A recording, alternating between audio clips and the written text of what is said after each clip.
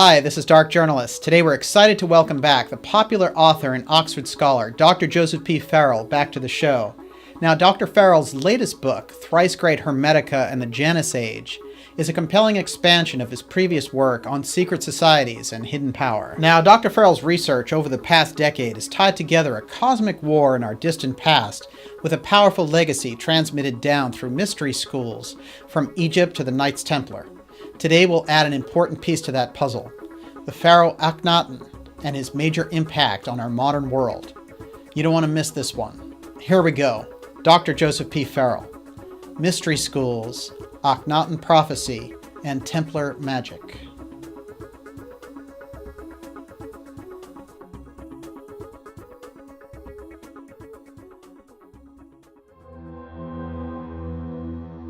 We have a high civilization in high antiquity that is at least as advanced as our own, scientifically, if not more so. My guess is probably more so. I do think these mystery schools viewed themselves as the preservers of this ancient knowledge that was being handed down. They concoct these mythologies, these texts, so that even though the scientific knowledge may decline, the information is preserved in such a way so that when that scientific knowledge comes back, you can go back and look at these myths, go back and look at those texts and decode their meaning. You know, we take a number of things for granted that were taught at an early age about our ancient past that we find out later on are simply not true.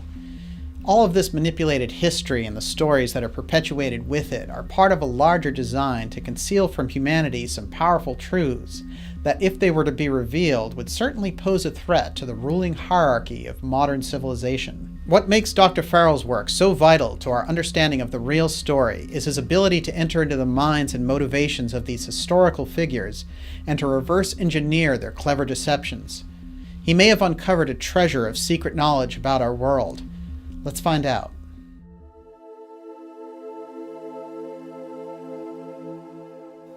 Joseph, it's great to have you back on the show. Let me start off by saying that Thrice Great Hermetica and the Janus Age is a powerful book and just a real education. Well, thank you. Now, we're going to cover the book and your fascinating work on secret societies, but let's start off with Otto Rahn, the young German scholar who made a fascinating discovery about hidden history and the secret of the Holy Grail, and how that discovery got him the notice of the Nazi leadership in the figure of Heinrich Himmler, who had studied occult traditions, but coming more from a black magic tradition.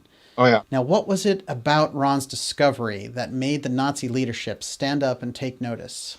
Okay, well, Rahn was this young German scholar of the esoteric, and he was... he had a thesis about the whole Templar Albigensian Crusade period.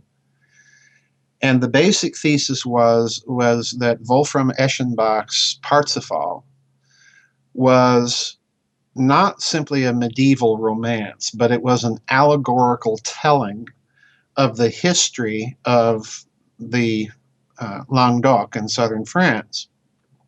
And his thesis then was if you took Parsifal and carefully compared the references in Eschenbach's book to the historical period of the Albigensian Crusade and to the various Cathar nobility in that part of France, then you could perhaps decode what was going on and find out where the Holy Grail was, okay? In other words, his whole take was that the Albigensian Crusade was not simply an operation to extirpate heresy, but it was also an operation being launched to recover something that the papacy very dearly wanted to have. Okay, and that, to me, that rings true, because what you're really saying here is that, like all military operations of that nature, there are several purposes or goals in mind. They're not simply going in there to wipe out a bunch of people, which is obviously one of their goals because they did. Right. But they're also scouring the area, looking for things. And then you get that whole scene or sequence of events at the very end of the Albigensian Crusade when the crusading army is laying siege to Montségur, the last Cathar stronghold. And then a truce is worked out. The Cathars are allowed to take something out of the fortress. And then the fortress is surrendered. The Cathars are burnt at the stake, and so on and so forth. And that is true. And of course, that has spawned all these rumors. Well, they smuggled out the Cathar treasure. They smuggled out something that, in the guise of something else, that the crusading army had actually been working for. And I find that to ring true too. Okay. Because when you look at the Albigensian Crusade, the Inquisition, the Roman Inquisition, is founded during that crusade as the papal counterintelligence unit to deal, quote unquote, with heresy. Mm-hmm. Now, we have to understand, we have to appreciate what this means in terms of papal bureaucracy and power politics. Because when you're founding an institution directly under papal auspices, like the Inquisition, what this means is that they are then given jurisdiction under the understanding of international law in that day to go anywhere in Europe where the Catholic Church is present and to try people for heresy, to detain and torture and then try people for heresy. So in other words, this is an operation that is looking for something. And if you'll note something careful here, it's the papal response to the establishment 2 centuries previously to the Templar Order and to the Knights Hospitallers, which were what? They were these international crusading military orders that, for the Templars, was more or less sort of headquartered in the Languedoc region of southern France, okay? So in other words, the center of their power in Europe is precisely where the papacy is directing the Albigensian Crusade. So that signals to me that the papacy has been made aware of something that we haven't yet really truly figured out. But Otto Rahn is coming along and saying, okay, we've got Parsifal, which appears to be, when you look at it carefully, appears to be telling the story of the Albigensian Crusade in an allegorical fashion. And what the papacy is looking for is not just to exterminate a heresy, but they're looking for something. Yes, and with all of this obsessive attention that they're paying to find it, we'd have to assume that whatever this mysterious item is, it has some powerful implications. So I guess the question should be, what do you think they were looking for? Either an object, the Grail, or some sort of hidden knowledge, possibly both. And it eludes them. And then, interestingly enough, Daniel, there's this episode that Ron recounts and that I put into the book where he recounts running into a French shepherd when he's in the Languedoc. And he, is curious about their local lore, their local traditions of what do you people think went on? And the shepherd told him that the armies of Satan, meaning the papacy, were looking for the stones from Lucifer's crown so that they could put it in the papal tiara. Whoa. That's pretty dark. Yeah, it's kind of creepy when you think about it in conjunction with papal claims and so on and so forth. Being a member of the Eastern Orthodox Church at one time, to me that just sends out all sorts of alarm bells. Definitely, because we excommunicated the Pope. So right. So we have Ron's story about them seeking out Lucifer's crown, and then the spectacle of the Inquisition. And somehow you're putting these two together, but can you tell us how they relate? The establishment of the Inquisition is kind of telling me that, okay, they know that whatever it was that they're looking for, or they were looking for, has eluded them. And so now we need this European-wide international papal Gestapo to go out and find it, which, they start to do. And then on top of this, 2 centuries later, you have the suppression of the Templars by Philippe le Bel, and round them up and drag them off to the Inquisition and torture them. And again, you get this very bizarre, weird, Hollywood. Boris Karloff could not have invented a list of absurd charges like what the Templars were accused of. They were eating babies' meat. They were doing the mass backwards. They were worshiping a head. They were indulging in homosexual initiation rituals. Every conceivable weird thing that you can think of. So the thing that has always struck me very weird about that is that when you look at the various charges against the Templars in France and England, is how very similar they are, even though they're far removed in time and place from each other as the events are proceeding at the day. Interesting. And if we jump ahead a little bit, a few years later to when the Templars are fully suppressed, what does Venice, who you point out were the Templars' major ally, built the Templar fleet and so on, what steps do they take? Well, the Templars, in effect, being an international banking order as well as crusading order, this means that they had intelligence. The Templars were quite literally the Venetian Republic's international intelligence. Mm-hmm. So with the suppression of that order, they lose that intelligence capacity. So what do?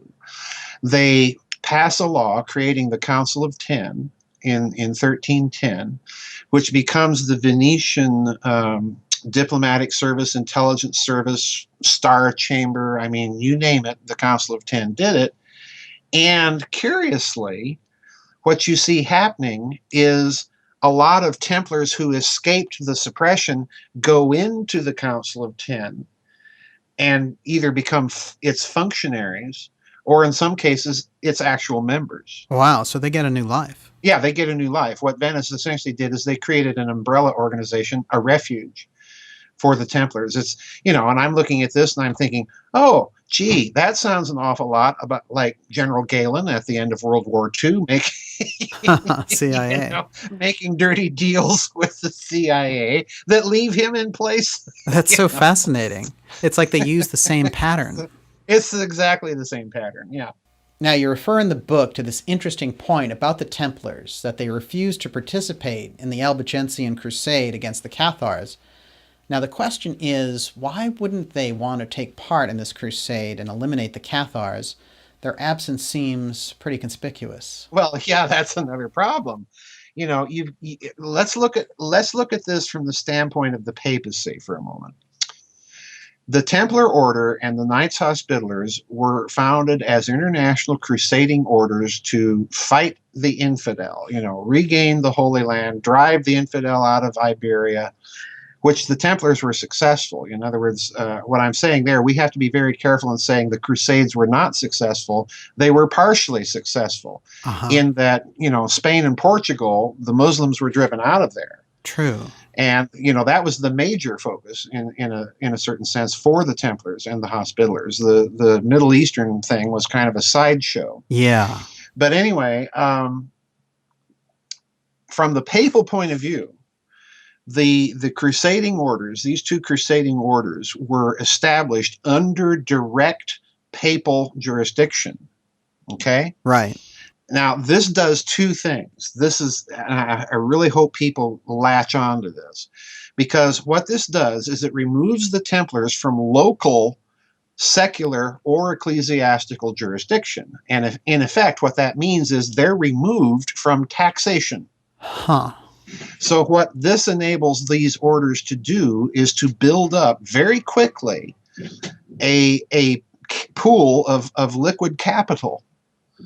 So, in other words, it's not by accident that you see commerce in Europe taking off at this time, because for the first time in centuries, you have now the ability to accumulate intergenerational capital. All right, that's the first thing. But now, you get the Albigensian Crusade, and these two orders are directly under the authority of the papacy, and you've ordered this crusade and ordered it to be preached all through Western Europe. We're going to go down there and wipe out these heretics. And what's the response of the Templars and the Hospitallers? Oh, we're not going to go. Right. It's so strange. you know, we're not going to go. At this juncture, in other words, the papacy knows it has a huge festering problem, Mm-hmm. and it's spread all over Europe. Now, I think what happens at this point, I think to a certain extent, the proclamation of this crusade may have been a test, in a certain sense, by the papacy to see just how loyal are these crusading orders. And when they back out, the papacy knows they've got a problem. But why are they striking at the Languedoc? Well, for one thing, as I've already indicated, that was the center of the economic power of the Templar order in particular within Western Europe. They were heavily mixed into the whole Cathar region. And the reason why was they were building these supply roads across the Pyrenees Mountains to get rid of the Muslims in Spain. So in other words, this was their base of operations. This was their Aufmarsch, as the Germans like to say. It was their forward logistical area. Uh-huh. So this is why, in one sense, the Templars bow out, because they're cutting their own supply lines if they get involved with the crusade, and they're endangering or putting at risk their own property holdings in the region. That's the other reason. Yeah. And then the third thing is you've got this peculiar claim made by Ron that there's some sort of object or knowledge beyond simply the Cathar belief system that poses some sort of threat, and then you compare that claim against the charges that are brought against the Templars later, and you've got all the makings of something huge going on. I see. So things seen and unseen were coming to a head from a variety of angles. Now, what do you think was the major game plan here that was being devised? What you have is a long-term strategic plan by the papacy to take out the Templar order. And the first thing you do, you can't strike haphazardly against an international order that's spread all the way from Scotland to Palestine. You have to go for its center of power first. And that's what happens. After they take out that center of power, what happens? That region comes under the fealty of the French king. Okay? Right. And once it does, then once that's secure, you have to allow a certain amount of time for that to be secured. Then the French king strikes at the Templar order in France. And what else does he do? He writes a letter to all the other secular heads of Europe and says, hey, looky what I found out about the Templar order. You guys need to be aware of this and suppress these guys. Uh-huh. Okay. And again, the list of charges that he recounts in this letter, I put it in the book, is so ridiculous that nobody believes him.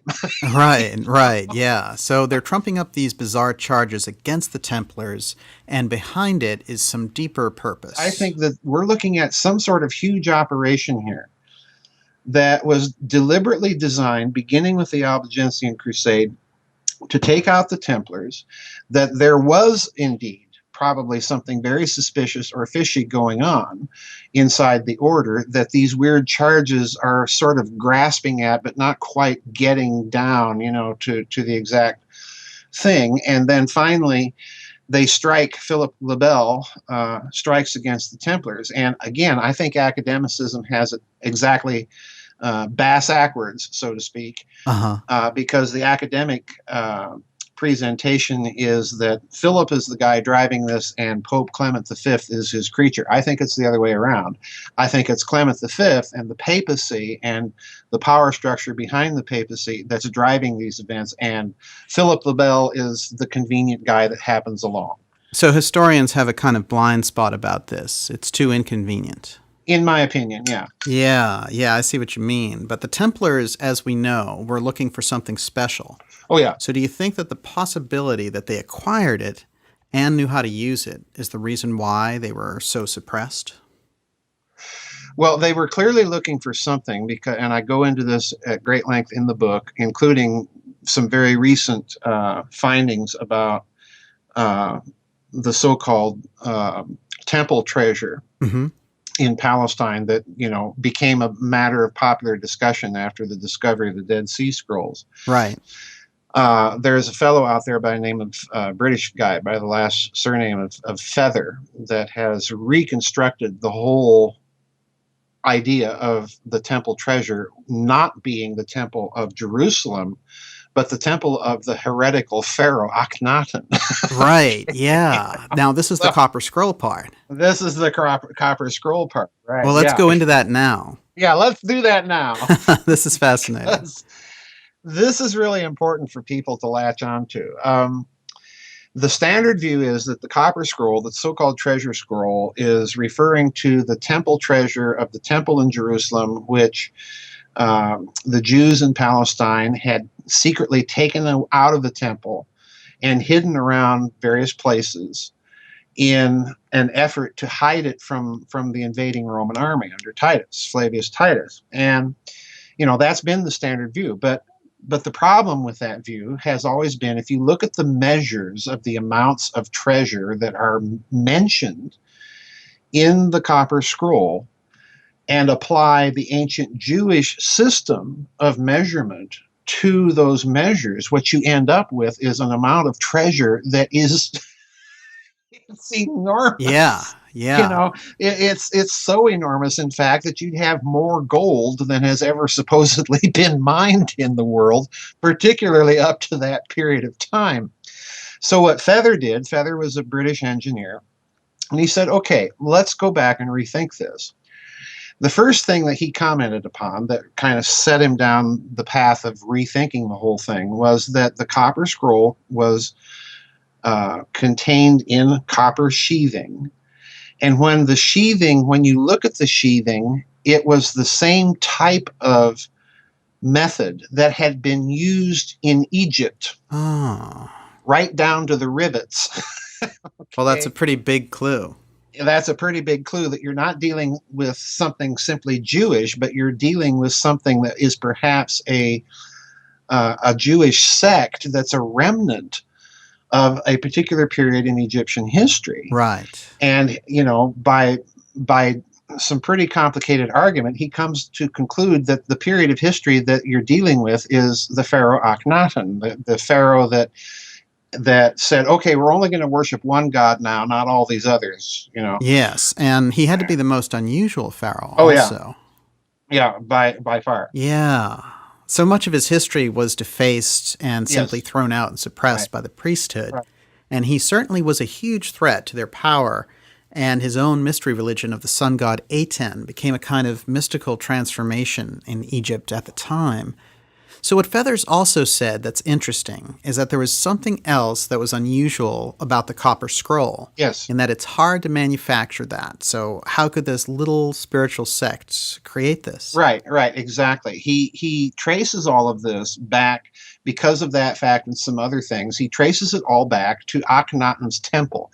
And therefore, that we apply Egyptian measures to the measures of the treasure in the Copper Scroll, and then it becomes a much more manageable treasure. But the problem now becomes, you see, in terms of knowledge, that you have this little sort of Jewish Egyptian sect, for want of a better expression, right, that's stuck there in Palestine, that's connected to the Essenes, out of which, incidentally, most biblical scholars think Christ comes, or at least has some connection to that community.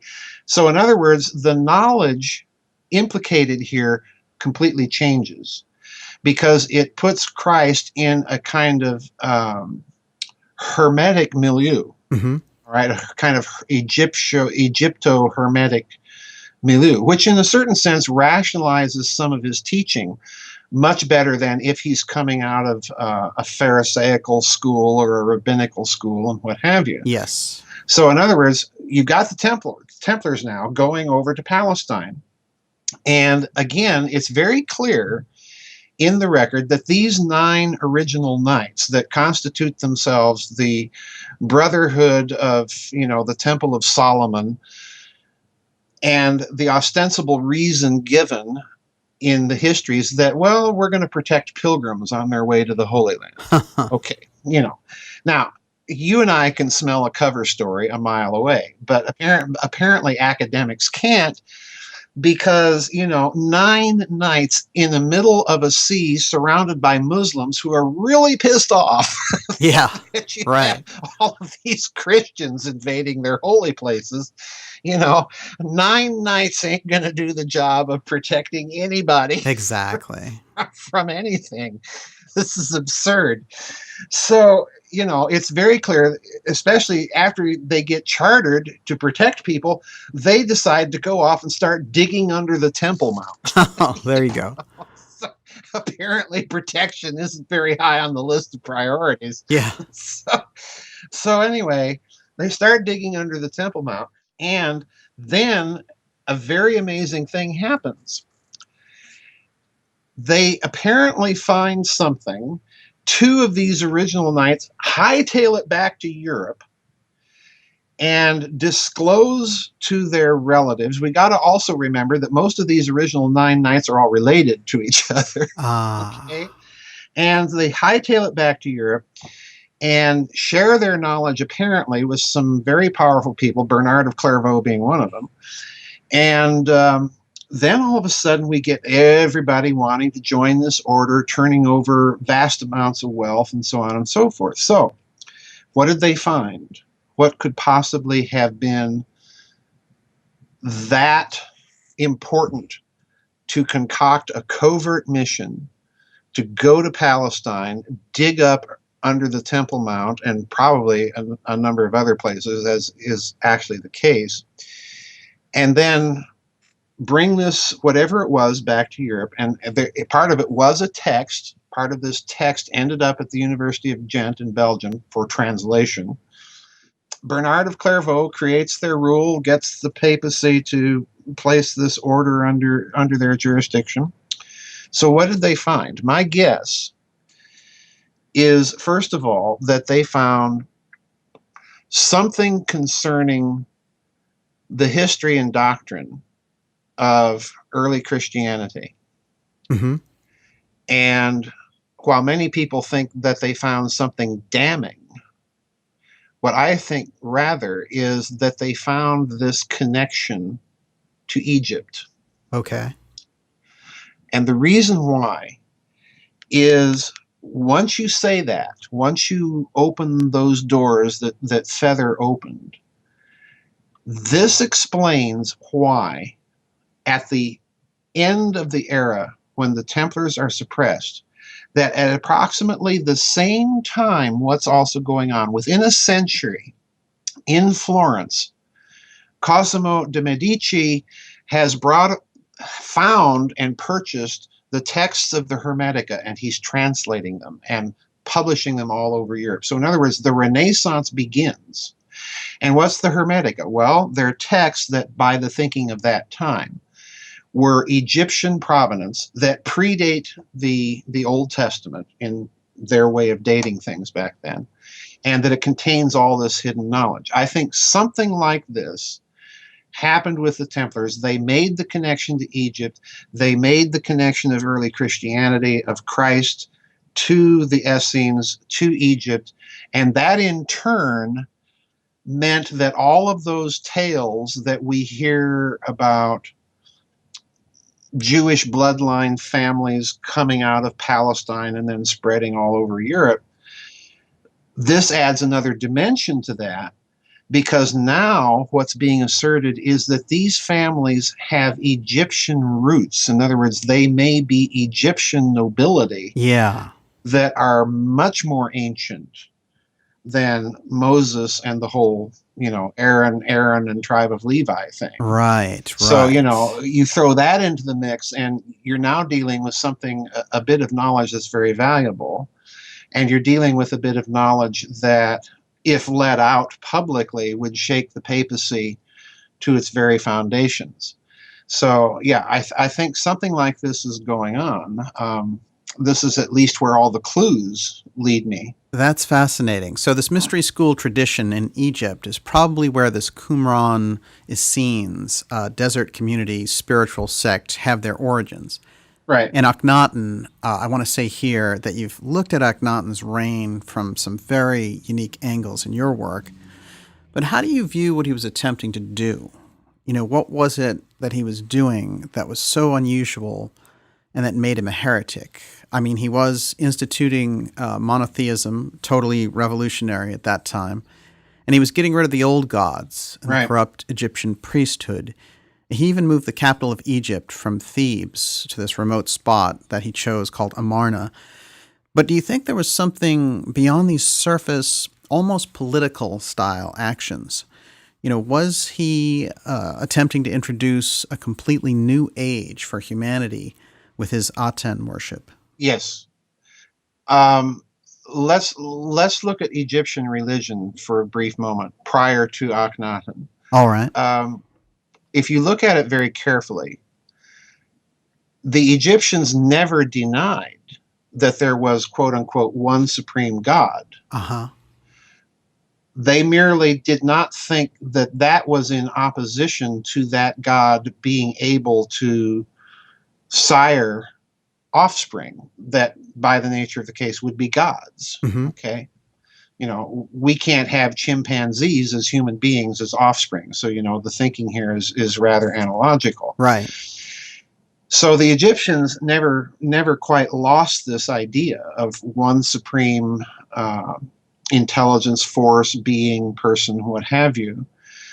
But by the same token, they never put this in opposition to a multiplicity of gods either. This is the very unusual thing about them. And then Akhenaten comes along and says, well, all of these other gods cannot be, by the nature of the case, since they derive from God, cannot be the same as that God, and therefore we're going to worship this God. Now, I suspect, as you suggest, that part of this agenda is political. He's attempting to introduce something new and a new priesthood, all right, and translate and tinker with the received cosmology in such a way that enhances his power, and I suspect something else, obfuscates the, how to put this, it's going to make any sense, that obfuscates the implications of that Egyptian religion, because the implications of that Egyptian religion are that this pantheon of gods is, to a certain extent, a process, a formally explicit process that human beings are part of, and therefore that human beings can manipulate, okay, through ritual magic, what have you. I see. And, we today say manipulate through technology, same thing. Yeah. So what Akhenaten is really doing is he's attempting to take that power of manipulation away from all of these various priesthoods and various gods and temples and monopolize it for himself. Uh-huh. So in other words, in a certain sense, I think it could be argued that what Akhenaten is doing is he's sort of the first sort of proto-Yahwist, all right, that we eventually see occurring with Moses and then the Exodus. Right. Okay, so in other words, I think this is what's going on.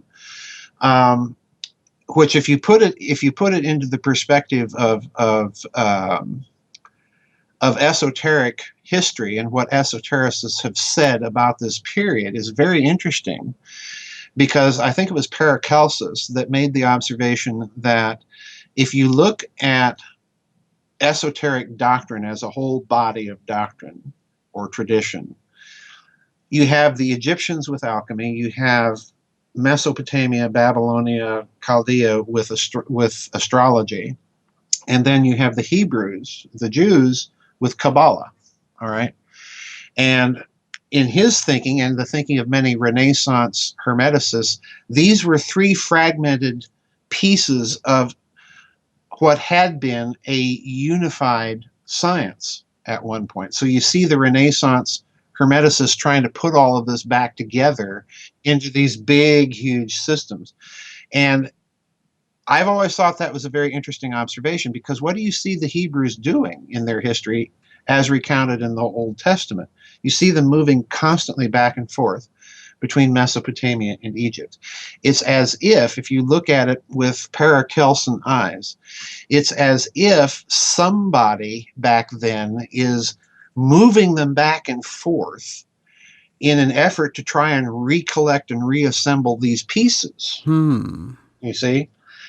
So if this type of thinking, I'm speculating wildly here, but if this type of thinking is what may have been going on inside those original 9 Templars' heads, and they go over there to Palestine and they find something that is confirming an Egyptian connection of the ancient Hebrews to Egypt, then, this is explosive, just on the surface of it, it's explosive. And if they recover any actual specific detail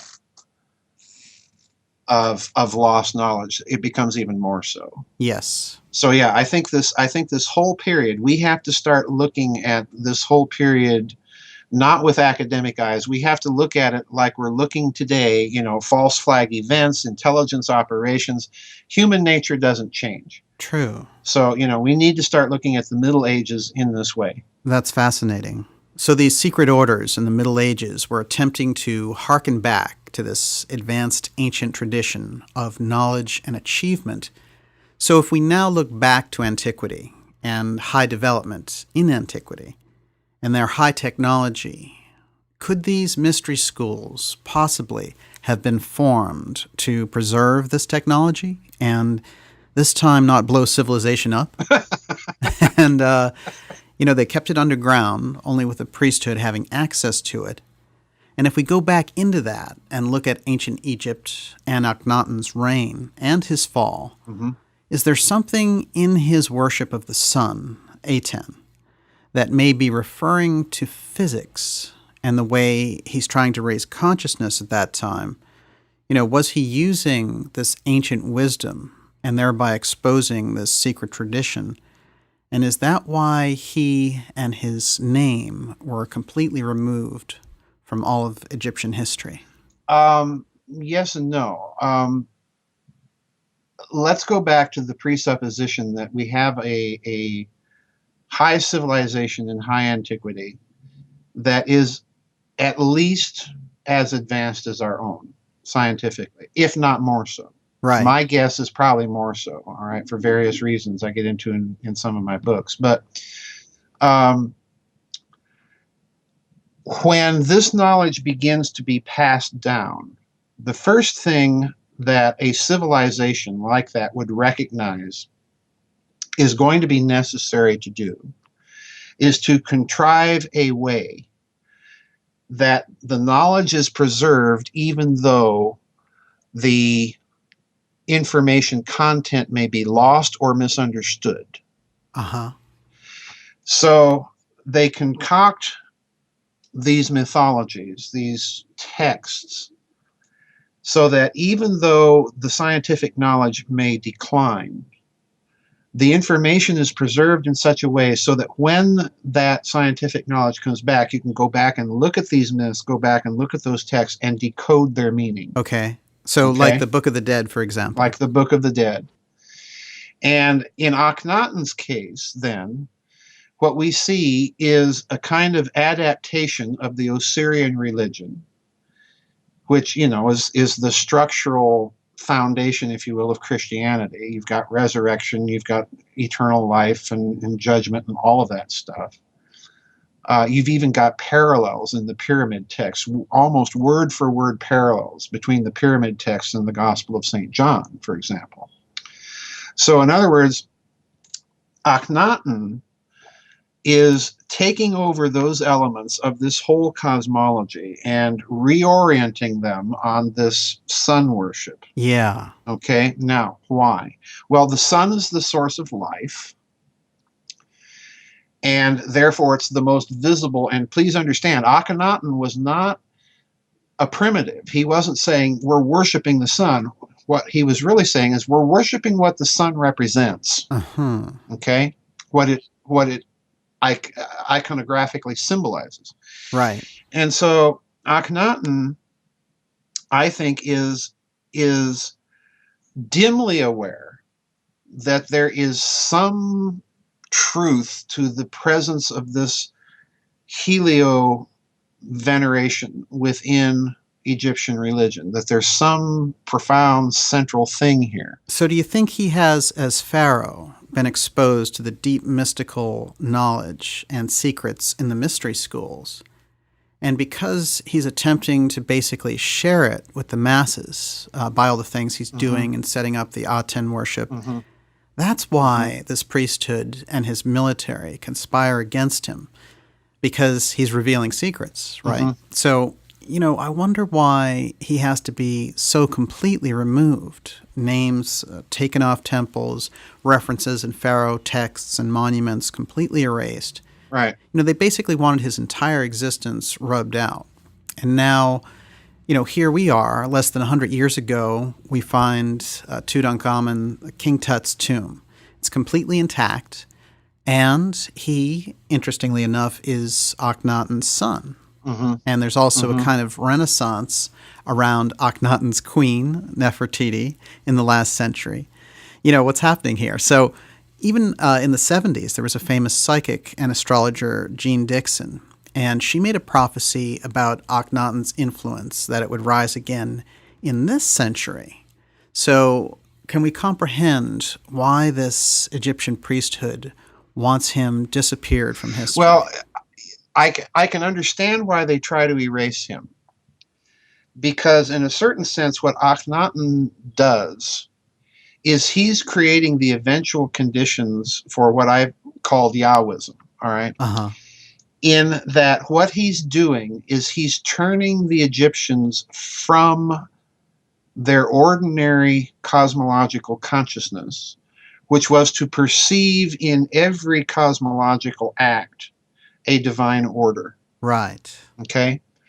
And what he's doing, therefore, is he's introducing, and this is conceptually huge, what he's doing is he's introducing a schism in the cosmology. And he's saying that the divine order is there, out there. And everything else, he's also introducing a social schism. And this carries over into Yahwism. Because everything that went before is false. And this is true.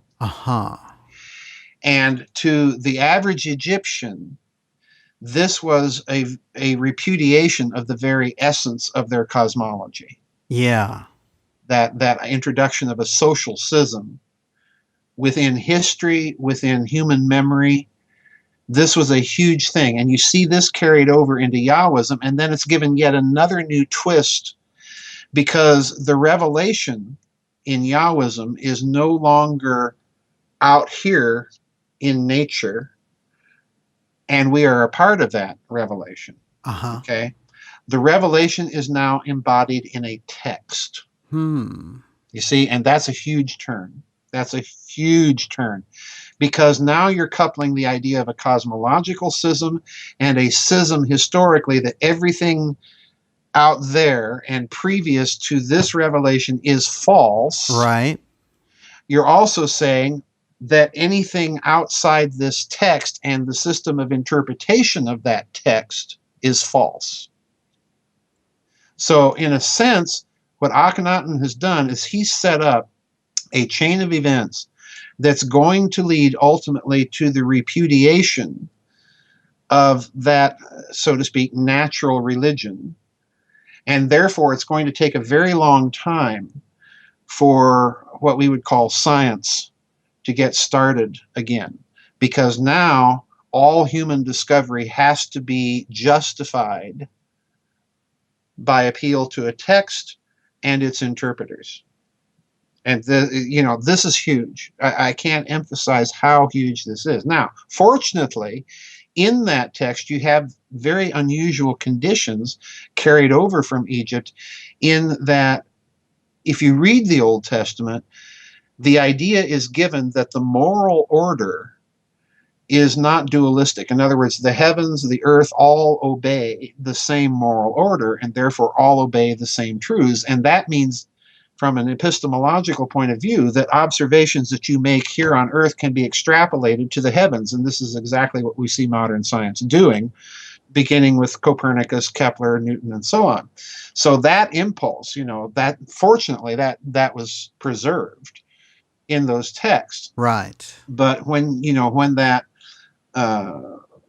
tradition carries on into Islam, then you begin to see the introduction of very subtle dualistic elements, and that upsets that cosmological epistemological view.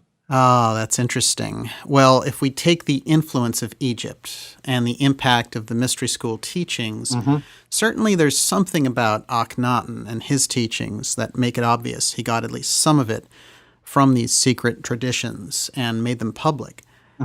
But the Egyptian mystery school influence, are they the foundations of that secret wisdom the Templars and the Hermeticists found again in that period? Yes. And that knowledge that comes from the Egyptian mysteries and that tradition, it actually has its roots in the antecedent culture that was even further back before pre-dynastic Egypt, which had not only great understanding, but also great technological advancement. Yeah, Egypt makes it very clear. The Egyptians themselves make it very clear that they view themselves as a legacy civilization, and they are even almost explicit about the fact that they view themselves as a declined legacy. Okay, which is a very interesting point of view, because you get something very similar in a certain sense if you look at Mesopotamian texts from the same period. Is you get this impression that they understand they're a legacy, and they understand they're a declined legacy. All right. There are Mesopotamian texts, just like there are Egyptian texts, for example, that refer to the fact that astrology, they come right out and say that this is all based on observation that was taken over thousands of years.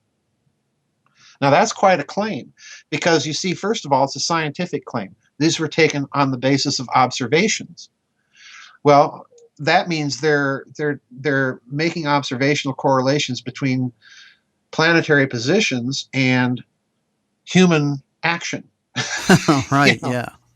And if that's the case, then what they're saying, this is a science, and to be able to correlate all that mass amount of data also implies something else. It implies the technology to be able to do that and detect patterns, you see. Yeah. So, that's the disturbing implication. You can't simply come along and say, well, all of that's pseudoscience, we don't need it, this is all ancient superstition, because when you do that, you're ignoring what the text is telling you. See, I'm still a patristics guy, because when a text says something, there's a reason it's saying it. Yeah, exactly. So there's that problem. So yeah, I do think these mystery schools viewed themselves as the preservers of this ancient knowledge that was being handed down. This is very, very clear. This is how they view themselves, and it becomes a vital part of the Hermetic tradition. I mean, you can't read the Hermetica without over and over bumping across this idea that the master is passing something down to the disciple. All right. Even to the point that their ideas of authorship are different than our own. For them, the author of something was the author of the concept or the God or whatever that inspired you to have a particular idea. That's authorship to these people. Which is very different, because this means, again, that they're concentrated on the continuity of the idea. I see. Yeah. So it's huge. Yeah, that's major, absolutely. Well, there's something unusual that we have to examine about Egypt. Now, you've tied this Qumran Essene community Hmm. to some early offshoot version of these Egyptian mysteries.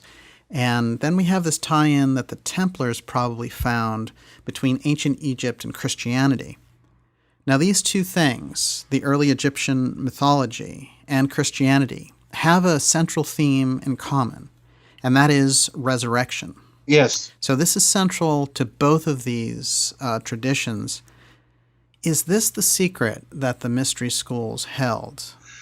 Yeah, this is something that I think you've hit a huge target here. Okay. Because we have to ask ourselves, where is this weird Osirian religion coming from? Why is it there? What's this whole thing about resurrection, Yeah. mummification? And you turn to any ancient human civilization, be it Egypt, Sumer, India, the Vedic civilizations. Again, you find this idea of immortality, transmigration of souls, and so on and so forth. There's always this hint of something Oh, yeah. that is there. And with Egypt, we find something very peculiar. We find mummification, so to speak, a technology Right. of let's preserve this stuff because we're going to need it again. Oh. um, And that's another amazing thing because Egyptian mummies, unlike Asian mummies or Andean mummies, are very well preserved. Preserved. And the Yes. organs Yeah. are individually dealt with, sealed in jars Mm-hmm. and almost good as new, right? Yeah, exactly. And oddly enough, you find the separation of organs reappearing in the Middle Ages with the Franks. That's so strange. The popes had to come out and say, no, you can't chop people up and bury them in pieces. Oh, that is really bizarre. Oh yeah, it's another it's another whole avenue to all this. But the where is this coming from? Why is it there? And I'm going to crawl way out onto the end of the twig of speculation here and speculate wildly beyond the weight of the twig able to bear. Um, if we go back and look at ancient creation myths, as I've attempted to do in some of my books, particularly a book called Grid of the Gods, Hmm. um, what I think you're looking at is a metaphor. I call it the topological metaphor of the medium. And I'm using the deliberate mathematical term here because I think it is possible to take what remote viewers would call all the analytical overlay, Okay.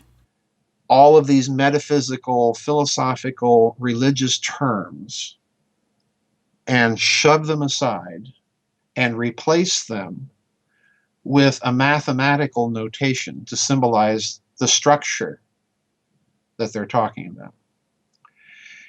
And what they're talking about is something, let's look at Egypt's case. What they're talking about is something profound, Absolutely. even the Hindus, for that matter. What they're talking about is that the world, to use the Hindu phrase, is nothing. Capital N. What's the old joke? What's the difference between an atheist and a mystic? Well, a mystic capitalizes the word nothing. Okay. You look at the Christian dogmatic tradition, theological tradition, and again, you have the via negativa, which is the height. It doesn't matter who you look at; they will tell you the height of theology is the via negativa, talking about God in terms of what He is not. Uh-huh. Because any term that we apply from human experience or knowledge can only be analogical. It's only gonna go so far and then stop short. So in other words, God is a nothing. Exactly. Interestingly enough, as it turns out, If you look at the way that they talk about space in the Middle Ages, well, they use the same terms of space as they use for God. Huh. Omnipresent, incorporeal, non-composite, that is to say it can't be chopped up, and so on and so forth. They use the same terms. And so somebody, eventually figures out, hey, guys, we've got a problem here. Oh, yeah, right. Because we're talking about God in physics terms. Okay, so let's go back to Egypt. If you go back to Egypt, they tell you essentially the same thing. Everything came out of nothing, creation ex nihilo. But what do they mean by that? Well, in physics terms, a nothing is a non-observable. Okay? Uh-huh. Once you make an observation, it becomes a something. Ah. Okay. Now we get to Akhenaten. I think what you have here is once you strip away the analytical overlay and you start thinking in the most abstract terms of mathematics, just like Descartes, Newton, Leibniz were suggesting, that there is something behind all of this. And Leibniz, crazy nut that he was, thinks he's seeing some of it, and he's all about trying to figure out what it was. He's starting to talk in terms of creating a characteristica universalis, a universal calculus that will enable you to handle almost any subject with a purely symbolic, formally explicit way of doing so. And he's even making significant stabs at the idea of topology. I think Plato is onto this as well in his Republic and some of his other treatises. Right. So, in other words, yes, I think this idea of a metaphor of literally differentiating nothing. Let's imagine you've got an infinite sea of nothing, of sameness in every direction that you can think of, even temporally. Okay. Now let's imagine, and I'm getting to the immortality part here, just trust me. Let us imagine that you cleave it. Now what do you got? You got three nothings. Yes. You've got one region of nothing, and it's still infinite, by the way. And you've got another region of nothing, and it's still infinite. And then you've got the common surface between the two, and it's infinite. But here's the key. There are now three nothings with information content. Yeah. You're starting to add information into the system. With me? Yes. Now, because they're still all nothing, in the formal description of each of these three things, you still have that nothing. So you're also creating analogy, and you're also creating a physical medium that's transmutative, because every part of it has at some point in its formal description that same nothing present. With me? Okay. Now, you see, you have the basis for all of those ancient civilizations that resorted to sympathetic magic. Because what's sympathetic magic really all about? It's all about analogies. Uh-huh. It's about taking a little piece of this to manipulate that. And the reason why is that has a little piece of this in it. Yeah, Okay. resonance. Yeah, with me? Yes. All right, now, as you're adding information to the system, something else begins to happen, because you're still dealing with that nothing as you've added information to it. And that information, once added, cannot be destroyed, because it's always present in potential. There's a physics term for you, in that initial nothing. Otherwise, the information couldn't be created. Right. So in other words, built into this system, if you look at it from a certain point of view, is the idea of immortality. And not only of immortality, but, since we derive from that nothing, of an individual immortality, because it's always present in the system. I see. So, the Egyptians come along, and we're going to preserve as much of that information as we can. And interestingly enough, isn't it peculiar? Because in the preservation of, mummification, what are you preserving, really? You're preserving DNA. And what's DNA? It's information. Right. So you see, I think all of this is coming out of a declined legacy and a declined perception, but nevertheless a perception that, as far as it went, was accurate. Yeah. You see what I'm saying? Yeah, absolutely. Well, when we look at the Osiris myth, there are a couple of strange incidents that happen in it. Mm-hmm. One of them is that he gets tricked Mm-hmm. and then hacked into a number of pieces and then reassembled. Right. So, what is the message there? They had this advanced knowledge, and you've pointed out that they, in the mystery schools, hoped at some point humanity would look back and get this message. Mm-hmm. So, what do you think the Osiris story means? Part of what I think it means, a big part of what I think it means, is alchemy. Okay. Because let's look at that image of reassembly. As we proceed with all of these differentiations of nothing, adding more and more information to the system to describe each little branched off bit of nothing, okay, we're adding more and more information into the formal description of it. Well, to the Egyptian mind,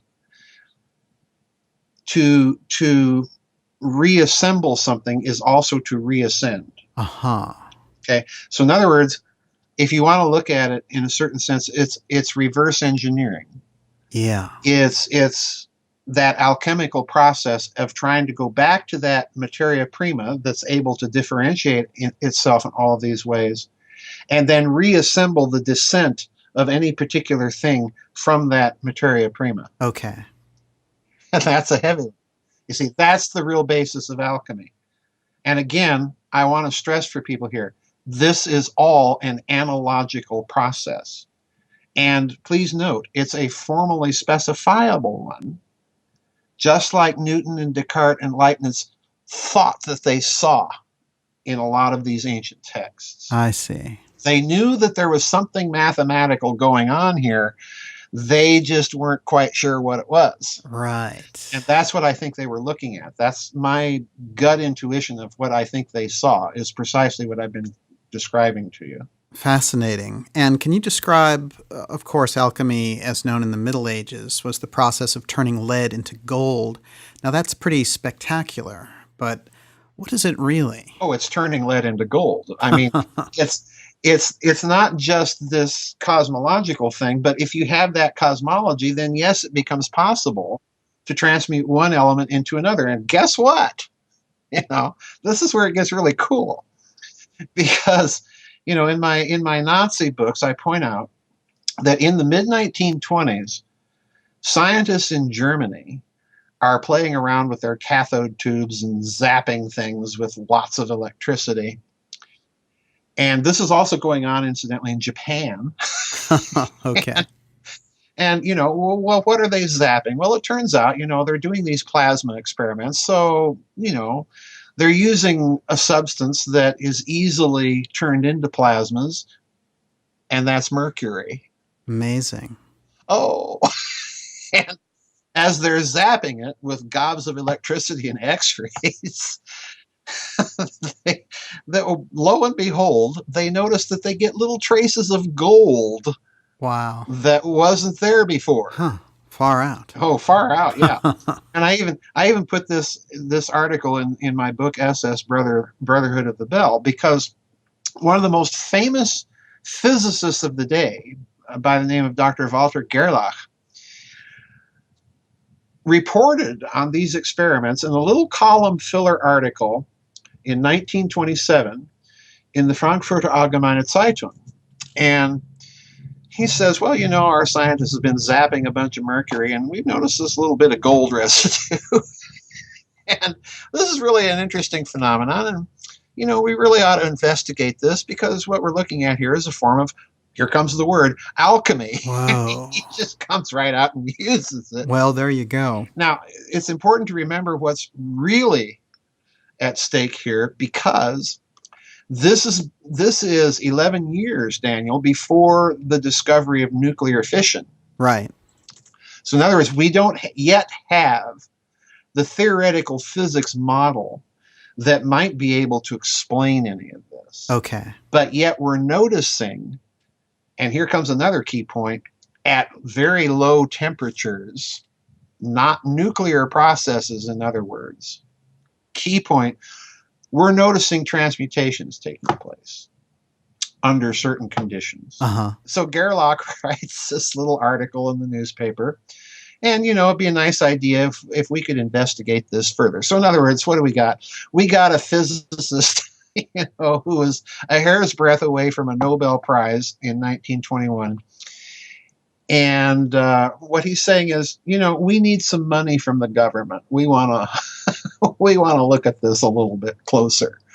And it's interesting that at this time in Germany and Japan, you had companies like Siemens, AEG, taking out patents for processes of transmutation of mercury into gold. Well, they found something. Yeah, so it's alchemy, because alchemy is founded on the same idea that you've got some sort of materia prima that underlies every physical material thing that we see. So again, what were the alchemists onto here? That they probably didn't understand, but at least they're taking the observation, that something is happening here.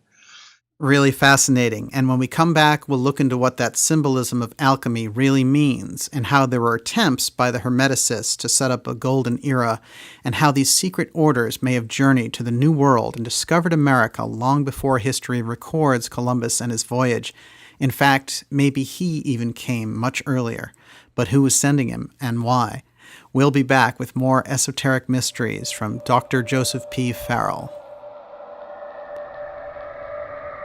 Dark Journalist goes deep.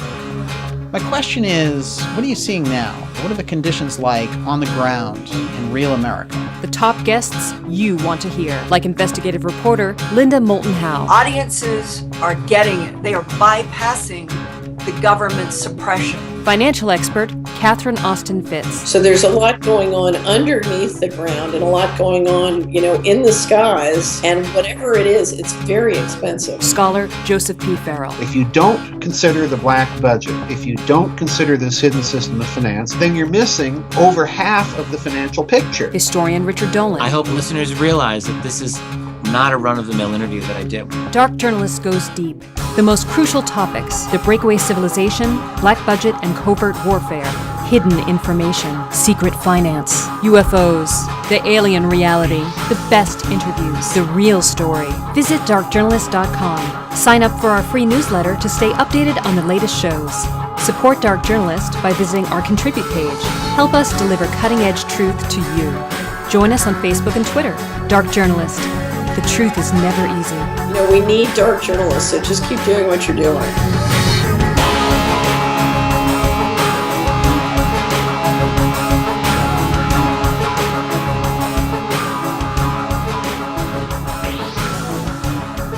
And we are back. This is Dark Journalist, and we're talking to Oxford scholar and accomplished author Dr. Joseph P. Farrell. His website is gizadeathstar.com, and his most recent book is Thrice Great Hermetica and the Janus Age. Just a profound examination of secret societies and secret history. I highly recommend it.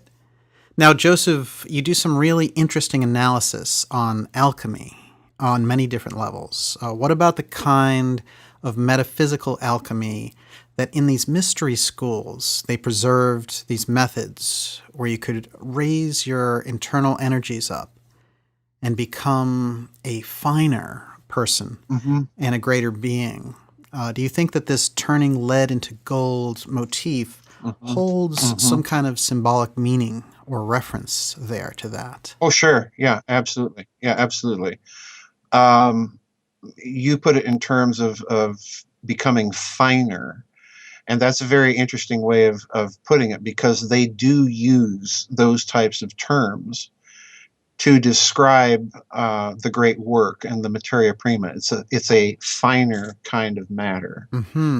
It's not the gross, heavy material that we associate with now. Right. And again, if you stop and consider what they're really saying and you compare it to modern particle physics, for example. The particles are getting smaller and smaller and smaller and smaller, so that we're not even really dealing with billiard balls anymore, tiny little billiard balls. We're dealing with, here it comes, packets of mathematical information. Oh, Okay. yeah. Yeah. And, once you've said that, once you really understand what they're doing and, what they're playing around with in their big accelerators, Definitely. it becomes really wild. Would you say that something like the particle accelerator at CERN has an alchemical function and precedent? Um,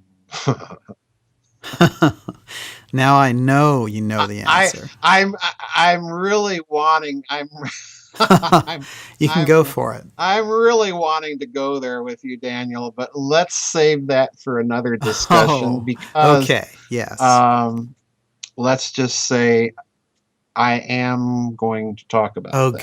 good. But I don't want to talk about that without putting something into people's hands that they can refer to. Oh, yeah. Absolutely. Yeah. If you take my meaning. Yes, I can appreciate that definitely. Yeah. But yes, I do think when you look at these experiments that they began to do with their cyclotrons and synchrotrons and all of that stuff back during World War II and since, they're doing some very alchemical things when you really stop and think about it, and when you really dig into the philosophical discussions that physicists were having back in the 1920s, and that have been carried on ever since. Because there's basically two schools of approach to quantum mechanics, and both of them are cognizant of the fact that what they're playing around with are packets of mathematical information. Mm-hmm. And the real question is this real, or is this purely a mathematical artifact? Once you put it that way, then you see the difficulties. So yeah, I do want to talk about that eventually, but I want to put enough information into people's hands that will make sense. Well, that's very interesting, and I want to revisit that with you when the time comes. So right now, let's go back into what the Templars were attempting to do. Now, you make an intriguing observation in the Thrice Great Hermetica book that around the Templar era, there were actually some attempts to create a Hermetic state or a Templar state, and that received a major pushback at the time. And I find this so interesting, and it makes sense to me because there's this amazing release of this ancient wisdom seemingly out of nowhere. And you mentioned that later, the Rosetta Stone is part of that knowledge spree also. It's almost as if these esoteric teachings are being poured into society to break up these power circles that have become archaic. Right, exactly. Well, the idea of a Templar state, this is the other thing that makes the Albigensian Crusade so extremely suspicious, because I think it was King Juan II of Aragon that on his death willed his entire kingdom, the area around Barcelona in modern-day Spain, willed that whole kingdom to the Templars. Which would have set up their state. And then you have the fact that just across the Pyrenees Mountains, you've got this heavy Templar presence in the Cathar region of the Languedoc, all right? So in other words, it looks to me like, yes, the Templars were trying to do something using all that power and all their wealth to literally, thumb the nose at the very institution that had given them that power. And the papacy turns right around and, smashes it. But had they been successful in doing that, had they been successful in creating their own kingdom and then coupling it somehow with the Cathar region, this would have been, right in the middle of the papacy's backyard, in the most prosperous region of Europe to boot at the time. Right. This would have unhinged the power structure of the day. Talk about revolutionary. There would not have been anything even remotely like it. Even the Renaissance, with the huge change in cosmological outlook that it brought about, even that didn't do anything so much revolutionary politically. That took some time for that to work out in European history. This would have been huge. This would have been epical. Yeah, just amazing. Well, it would have been this Templar superstate. Yes. And it would have incorporated all of these fantastic teachings and findings that they had discovered. Right. And then after that, they're suppressed. And years later, there are little fragments circulating around. And you can almost get the impression out there from these incomplete parts. Right. You know, Rosicrucian teachings, esoterica, these mystical Right. influences of something left over and trying to carry on, trying to reconstitute once again. Right. Well, the Rosicrucians are very interesting, I think, because if you read the manifestos, one of the most interesting things that they state is that the symbol of this secret college is what? It's a red cross on a white background. Yeah. You know, this is the corporate logo Oh, yeah, of right. of the Templars. You know, the other one being a red rose on a white background. You know, and that's very symbolic because the whole expression sub rosa, under the rose, meant back at that time that these were matters that were to be kept secret and confidential. It was the jargon of espionage of the day. Okay. Interesting. So, even that symbolism is an indicator that these manifestos are talking about not just a secret college, but they're talking about a secret intelligence agency, Right. Yeah. So, the very fact that you're talking in those manifestos and using those types of symbols, we have to remember that when the Templars were suppressed, the decree of the Council of Vienne in France stated that any display of Templar symbols or insignia was an excommunicable offense,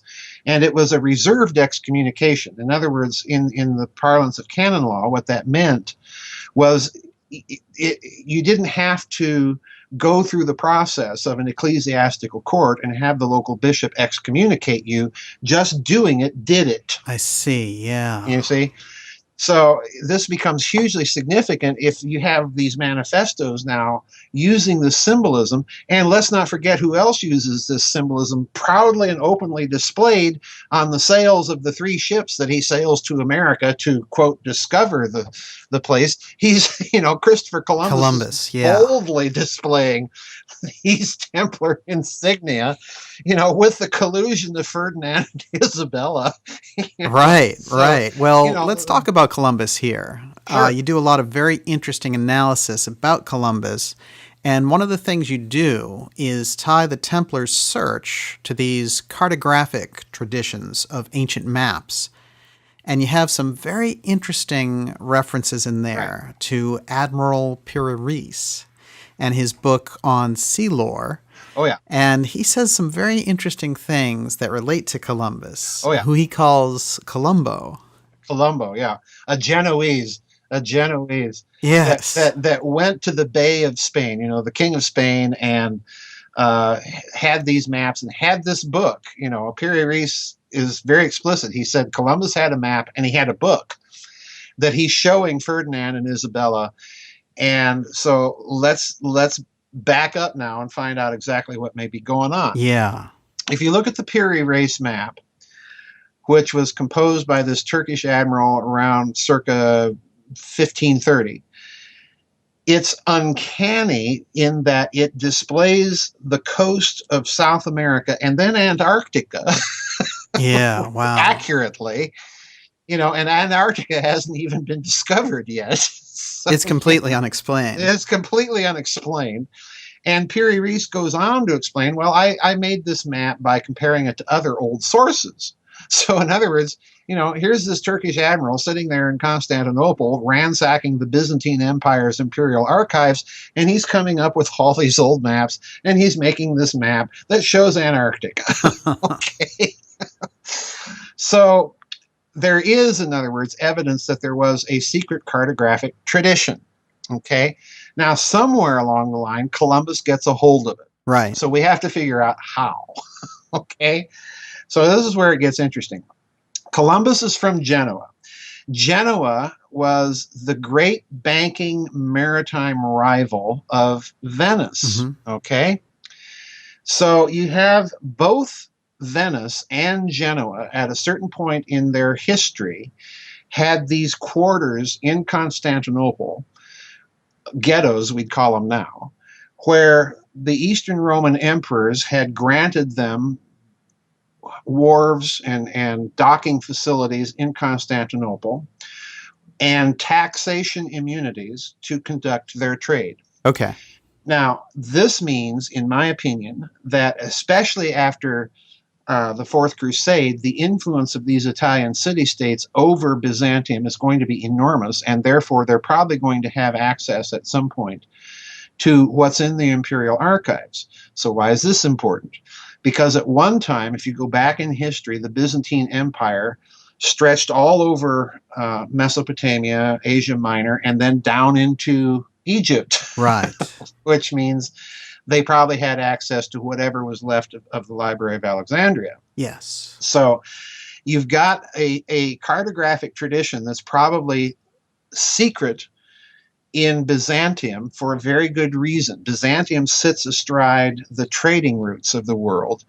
And even though the emperors of the Roman Empire may have known, well, there's this whole world over there across the Great Sea, but we don't want anybody to know about it, because if anybody knows about it, our power, it's gone. Exactly. So what happens is this cartographic tradition gets transmitted, I think, by the Knights Hospitallers, by the Knights Templars, to Genoa and Venice. And this is how Columbus gets a hold of it. And it's even more murky because when you look at Columbus and his dealings with Ferdinand and Isabella, I mean, this guy's a piece of work. Because there's a certain point in the capitulations, the documents, the contracts that are signed between Ferdinand and Isabella on the one hand and Columbus on the other, that indicates that Columbus had some prior knowledge of the New World. And at one point in the convocation between Columbus and Ferdinand and Isabella, she points out to him, "Sir, it's almost as if you have been there before." That's great. I love that. In other words, he's not putting anything over on Queen Isabella. But, she knows what's going on. Yeah. So, in other words, what we have is a very plausible case that Columbus undertook secret voyages to the New World before his voyage of discovery. Yeah. Okay. So, and again, Piri Reis indicates that this is the case. Yeah. Okay. So that he happened in 1485. In 1485, not 1492, when Columbus sailed the ocean blue. So what we really have with Columbus's 1492 voyage is the agreement between Ferdinand and Isabella, Christopher Columbus representing what? Representing that Genoese banking Knights Hospitaller interest and the papacy, that it's time to let all of this out. Okay?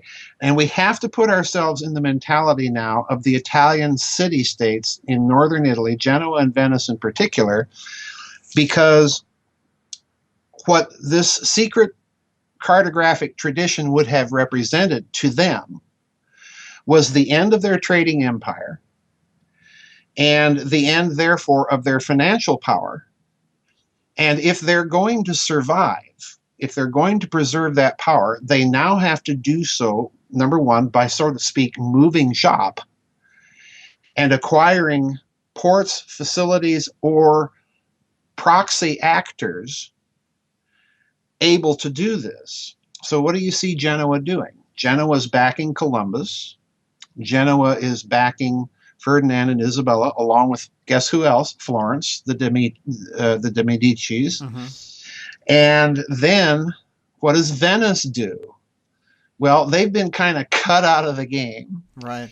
So they're very clever, being Venetians. They move their operation gradually northward through Germany into another city in a swamp called Amsterdam, Right. and then from Amsterdam across the channel to England. So in other words, these Italian oligarchs are also behind this in a major way. Right. Right. You know, Venice in particular just fascinates the daylights out of me because they are, they're the perfide Albion of the day. And the other thing I point out in Thrice Great Hermetica is there is a bit of evidence that Venice actually undertook a voyage to the New World. And let's be frank here. Let's go back to the Templars. Everybody wants to know, the Templars had this immense treasure, supposedly, that disappeared, apparently, just in time, conveniently enough, when Philip le Bel decides to shut down the order in France. So where did it go? Where's this big, huge Templar fleet that used to be in La Rochelle, Yeah. So this all goes missing. And he shows up, in the preceptories in Paris, and they're empty. Okay? So what happens here? Where are the Templar records? Where's the account books? You can't run an international banking concern like the Templar Order without keeping account books. Okay? And this is something you don't find academics asking. Well, the Templar archives were all over in Rhodes, or they were all over in Cyprus, and nonsense like this. Right. They just don't think. So Venice, back to the Templars, Venice is allied with the Templars. Let's assume for a moment, Daniel, that the Templars were making voyages to the New World. Okay? Yeah. Let's assume in doing so that they run across a bunch of North American Indians who are mining and producing gold and silver. They bring it back to Europe. This, to me, may be the key to why Venice becomes the bullion capital of Europe. Interesting. Because Venice, if you look at Venice's financial activity, I mean, they're ruthless. Yeah.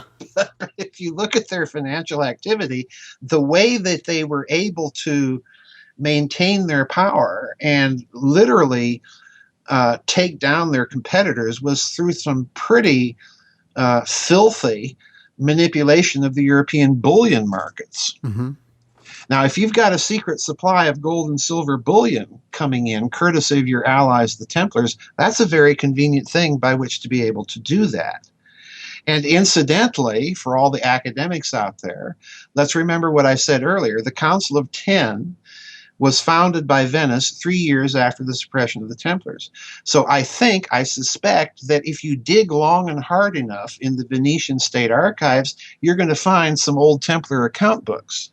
But nobody has thought to look for them there. Huh. You see, I'm guessing here. I mean, that's just a speculation. But Okay. Well, we can see the story here is taking a major turn because this idea of the Templars in America is just fascinating. Oh, yeah. And what were they doing there? Yeah, a lot. I mentioned the Kensington Knight. There's this knight carved on a rock in Massachusetts that's it's real, it's legit, it's there. And when you look at this guy, he's dressed out in full armor. He's got this big, huge broadsword that he's holding with a great big cross on it. In other words, it looks Templar. And in addition to this, you've got that very bizarre report of modern Zeno in the 16th century that maintains that a couple of his relatives 2 centuries before had gone up to Scotland and then journeyed over to the New World with Prince Henry Sinclair. So in other words, I think that's legitimate. A lot of academics don't, but I think it's legitimate for one very important reason. Because first of all, there is a hidden cartographic tradition. And the Zeno family, interestingly enough, was when the Fourth Crusade occurred and Constantinople was sacked by the Venetians, interestingly enough, in 1204, the Venetian governor that's put in charge over in Constantinople is a member of, guess what, family, the Zeno family. Okay, he becomes the Venetian Podesta over in Constantinople. So in other words, you've got a connection between the Zeno family in Constantinople. You've got the Zenos allegedly making this voyage to the New World a century before Columbus. Yeah. And reporting on all this gold and stuff over there. Would that be something that Venice would do? Well, absolutely, because Venice is constantly testing these indicators of secrets or secret traditions to find out if in fact they're true. Think of Marco Polo, another Venetian who, guess what, gets captured by the Genoese. Right. Well, you make interesting references to him in that it's well known his voyages to the Orient and how he got over there and explored. But you think that he actually made it to the New World and that they basically said, don't talk about that part. We're going to make it Japan. Yeah, we're going to make it Japan. When you read Polo, he talks about having to journey he's journeying with the Chinese. That's in his book. But he talks about this being a journey that took him a year. Well, it does. I'm sorry. Yeah.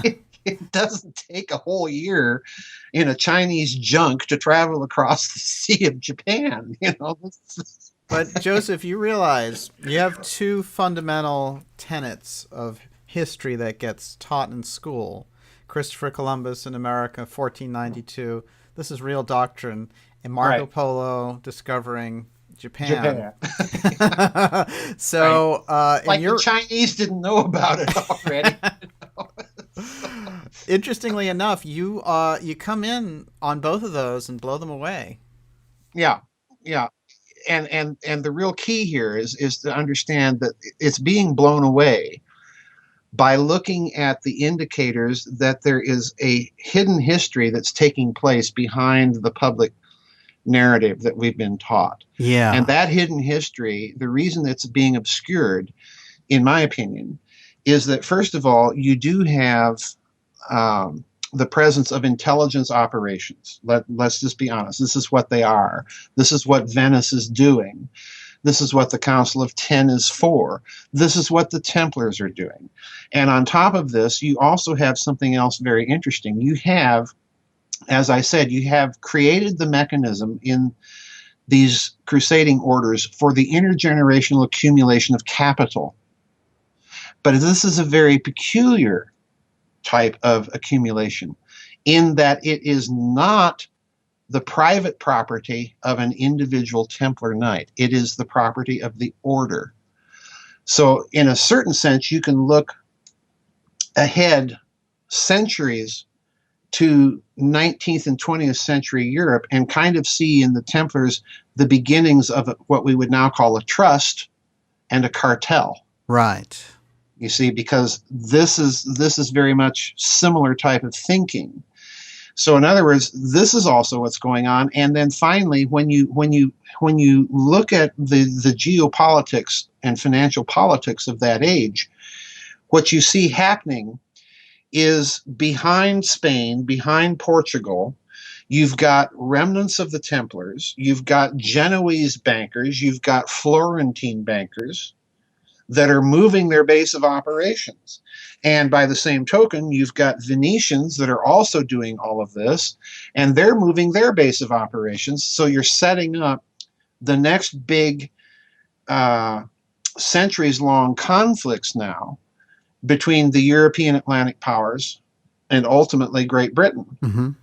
The Venetian connection in Great Britain is particularly strong. I mean, you have Giordano Bruno going up there. You have Henry VIII with his divorce. Well, who's the lawyer that he consults? He's a Venetian. Yeah. The power politics here is very real, and we have to start looking at European history, particularly during this age, with those kinds of spectacles. Otherwise, it makes no sense. It's just one big, huge collection of names and dates, and it doesn't really mean anything. Well, there are huge geopolitical contexts going on that have affected the world we live in now. Absolutely. The setup is back there, and it's pretty it's pretty well obscured too. Mm-hmm. Yeah. when you start thinking obscurity, why would anyone want to obscure all this? Right. You know, Right. well, I'll tell you why. Let me give you just a little detail here. Okay. Um, if you study medieval history, you study, the conflict in northern Italy between the Guelphs and the Ghibellines. All right, the pro-imperial versus the pro-papal people. All right. Well, the Guelphs are the Italian name for a family, for a clan that across the Alps, there's a German branch of the family. They're called Welf, Welf-Eibling. All right. Now, if you look at the family of Welf, they're also tied into, in these very complex ways, into, guess what? The House of Orange in the Netherlands. So in other words, you've got this Italian, German, Dutch connection. Okay. The House of Orange, of course, is brought over during the British Glorious Revolution. William Stadtholder is brought over from the Netherlands to be crowned King of England, William III. War of Spanish Succession and all this stuff. And William, once he gets to England, what does he do? Very significant. What does he do? Okay. 1694, he founds the Bank of England. Oh, yeah. Yeah, this is William Stadtholder. All right, that's one little detail. Well, it's so interesting because you link back the powerful interests of our world today with this period, and you outline how what we refer to today as the world's most powerful, wealthy families, who for the most part are having a terrible impact on the world, these families go right back to what we're discussing here. So yeah, this is all part of this history. If we don't understand the Middle Ages and all these complicated marriage alliances going on, we're not going to make very much sense out of modern history either. Yeah, absolutely. And understand how that ruling structure comes into being over many centuries. Yeah, absolutely. Before we leave Columbus, though, there's one very fascinating detail that you tracked down about a statement by his son about him. Well, I didn't track it down. It was Okay. I'm just reporting on this other guy's research. You're just the messenger. I'm trying to put all this together. The guy's name was Ruggiero Marino, an Italian researcher. Wonderful, wonderful research. And what he uncovered was Christopher Columbus's son, I forget what his first name was, stated that his father was of the tribe of David, something to this effect. So in other words, what he's saying there is that Christopher Columbus was part Jewish.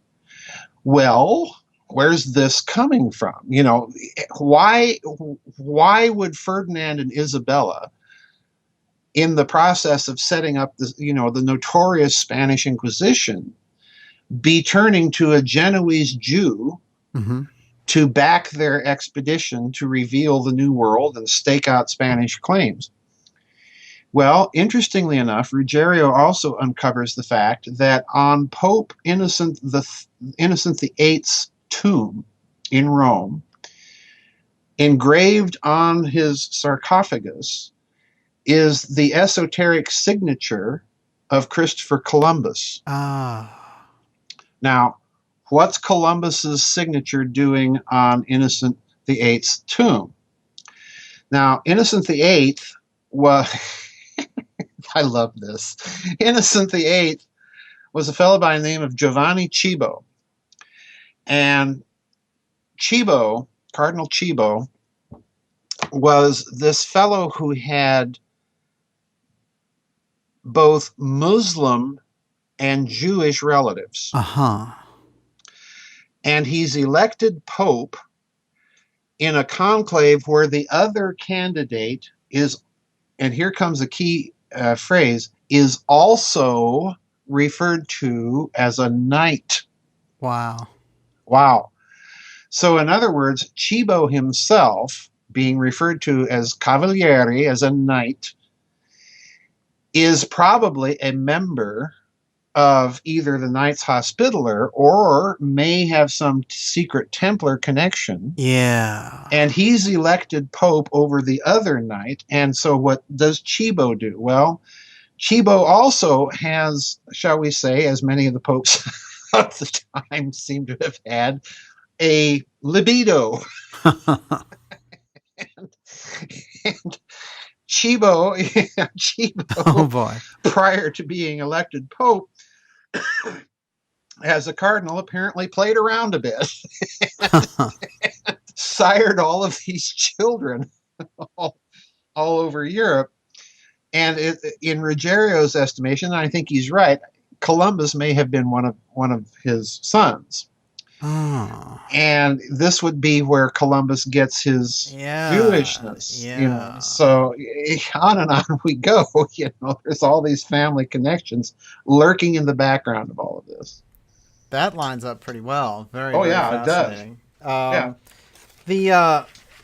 The big cover story about Columbus's voyage was that it was to find a shorter route to the Spice Islands. Why is that so ridiculous? Well, it's ridiculous because, first of all, there's evidence that he did take a secret voyage in 1485. Piri Reis is talking about this. Mm-hmm. And Piri Reis makes it very clear that Columbus had a secret map and a secret book, and he's showing all of this to Ferdinand and Isabella. And Ferdinand and Isabella, put yourself in their shoes. Okay, there's something over there. They might have a lot of gold. Mm-hmm. And therefore we want it, but we don't want anybody else to get there. So we're going to keep all this a secret. We'll fund you. And if anybody asks, we'll tell them, well, you're looking for another route to the Spice Islands because you think the world is round and you can get to China that way. Right. Yeah. So nothing has changed, people. They're putting out spin here. Because remember, Columbus comes back. He says, oh, yeah, I found, this new world over there. And it appears they've got some gold. And, yeah, I planted your flag. And Isabella's comment, sir, it's almost as if you've been there before, That is so great. I'm glad you spotlighted it. Really is. It really is. She lays it right out there. She lays it right out there. But here's an interesting, fascinating thing. These secret maps, that whole tradition, mm-hmm. Those maps are very sophisticated. Yes. And you'd need a pretty high technology to be able to scout out the world that way. Right. Far beyond the kind of ships that a guy like Columbus was using. Oh, yeah, absolutely. So where did those maps come from? Who was behind them and where did they get the technology? Who's behind those maps? All right. You look at the medieval portolans, the Dulce, I forget what the name, it begins with a D. There's this medieval map of Europe mm-hmm. that when you compare it to Ptolemy's map, this medieval map is astonishingly accurate. I put it in Financial Vipers of Venice, this portolan. This is by the way, a 13th century map that looks like a modern map of Europe. Amazing. I mean, it's that accurate. All right. Where is this coming from? Well, again, my guess is it's coming from the Imperial Archives in Constantinople, which in turn are coming, in my opinion, most likely from whatever remained of the Library of Alexandria after the burning there. Okay.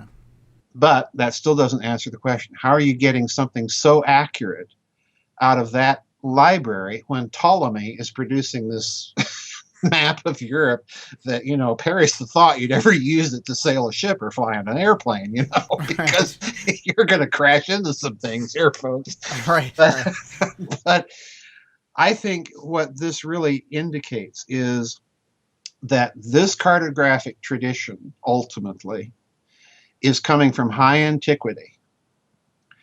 And it's coming from high antiquity because of its extreme accuracy, which we have only been able to reduplicate in modern times by very accurate measurement. And here comes the curveball, by satellites. Yeah. In other words, it's coming from such extreme antiquity that this is a piece of that information that whatever civilization existed back then, it was at least at a similar pitch of scientific and technical development as we are now. Absolutely. And that, that when you look at these maps, that's, in my opinion, these are some of the strongest evidence that we have that this ancient high civilization really existed. People say, well, where's the evidence of this ancient high civilization? Well, look at some of these maps sometime. Yeah. So one of those maps, the Piri Reis map, depicts Antarctica without any ice. Yes, that's the other teensy problem. So how far back do you have to go for that? Well, that's the other problem. It's showing Antarctica in the right position, and it's showing the coastline of Antarctica more or less. You can go online and read these skeptical sites, where they're coming up with the most outlandish things to try and hold on, desperately Exactly. to the conventional narrative. But the bottom line is they can't explain it. The only hypothesis that can explain it is the one they don't want to deal with, and that's a high civilization in high antiquity, or to give it the dreaded A word, Atlantis. Right? Yes, So, yes. to me, the maps are the clearest indicator that we have, not to mention all these weird structures all over the world that no one can explain how they built these things. Well, in South America in particular. Oh, yeah.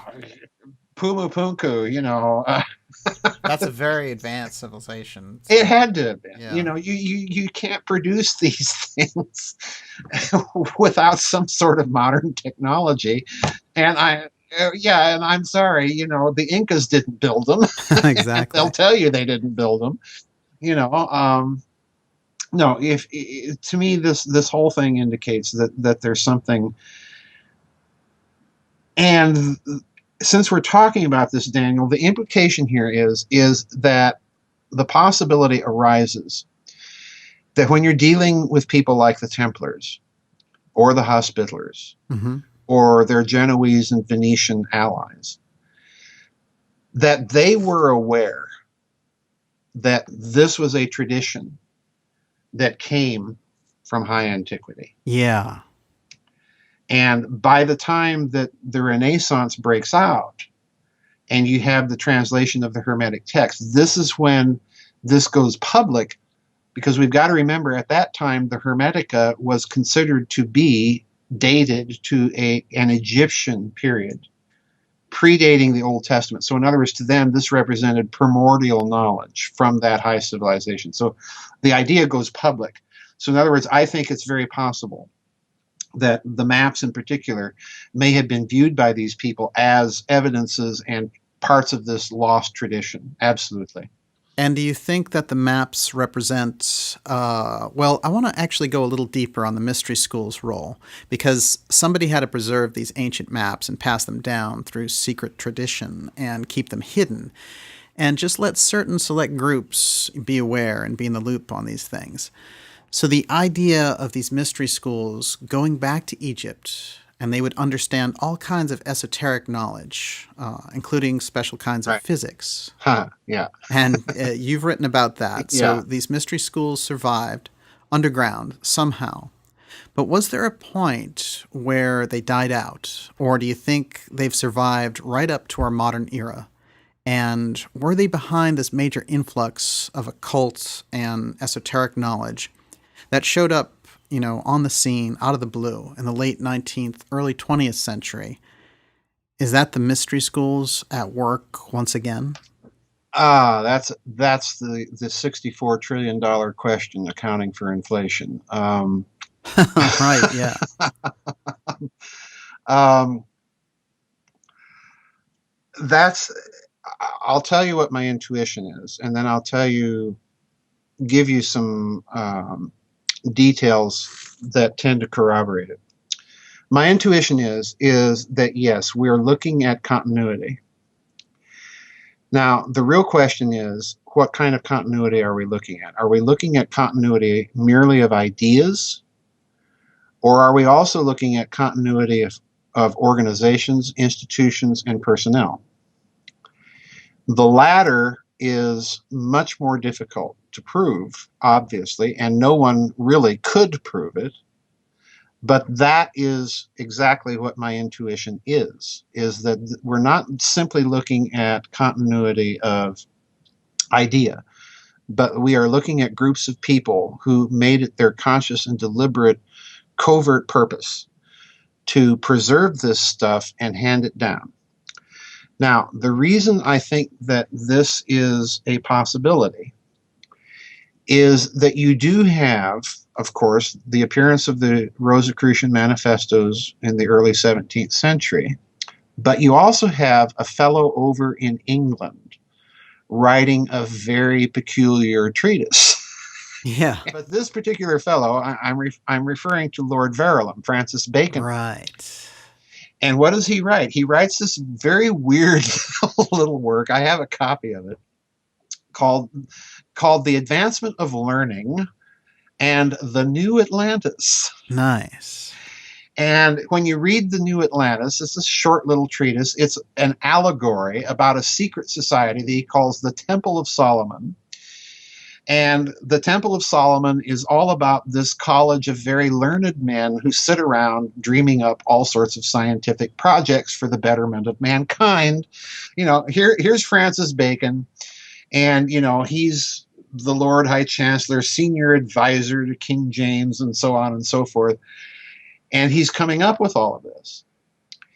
And then, of course, you have the creation of the Royal Society under King Charles II, which, again, is this very weird occasion because what's he creating it for and out of?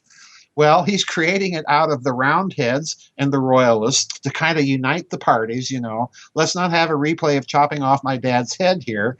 And he is chartering this to do advanced scientific work. And, oh, by the way, it just turns out that both sides of the Royal Society are full of Masons. Ah. Okay. So in other words, when you look at these types of organizations, you look at these events, you see very clearly that something is going on behind the scenes. There is an effort to recreate, at least, or to update the mystery schools. Mm-hmm. Now let me throw a curveball in here. Okay, this is a whopper. I have a little book back here on my shelf that my co-author Scott DeHart and I did in response to our book Transhumanism, because we got lots of, you wouldn't have believed the amounts of emails we got after that book came out. Well, what does this mean? What does that mean? So we decided to do this little book and answer some of these emails. Okay. And it's called Transhumanism in Dialogue. It's a little Lulu book that we did. And in it, we point out 3 gentlemen who made an interesting observation. Yeah. The first gentleman is a well-known fellow by the name of René Descartes. Uh-huh. Okay?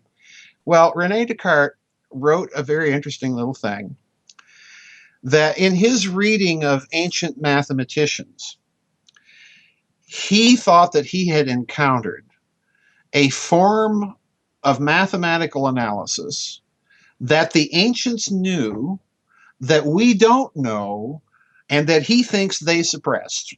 Okay? And so, Scott and I are reading this and we think, gee, that's kind of interesting. Sure. Because, among many other activities that the good mathematician did, he went off to join the Catholic armies of the Habsburgs at the Battle of White Mountain to defeat the hermetically inspired prince of the Rhineland-Palatinate, who was going to bring in the New Age. That's so odd. Yeah, that's so odd. Why René Descartes of all people? He's a mathematician. And he's a mathematician, Strange.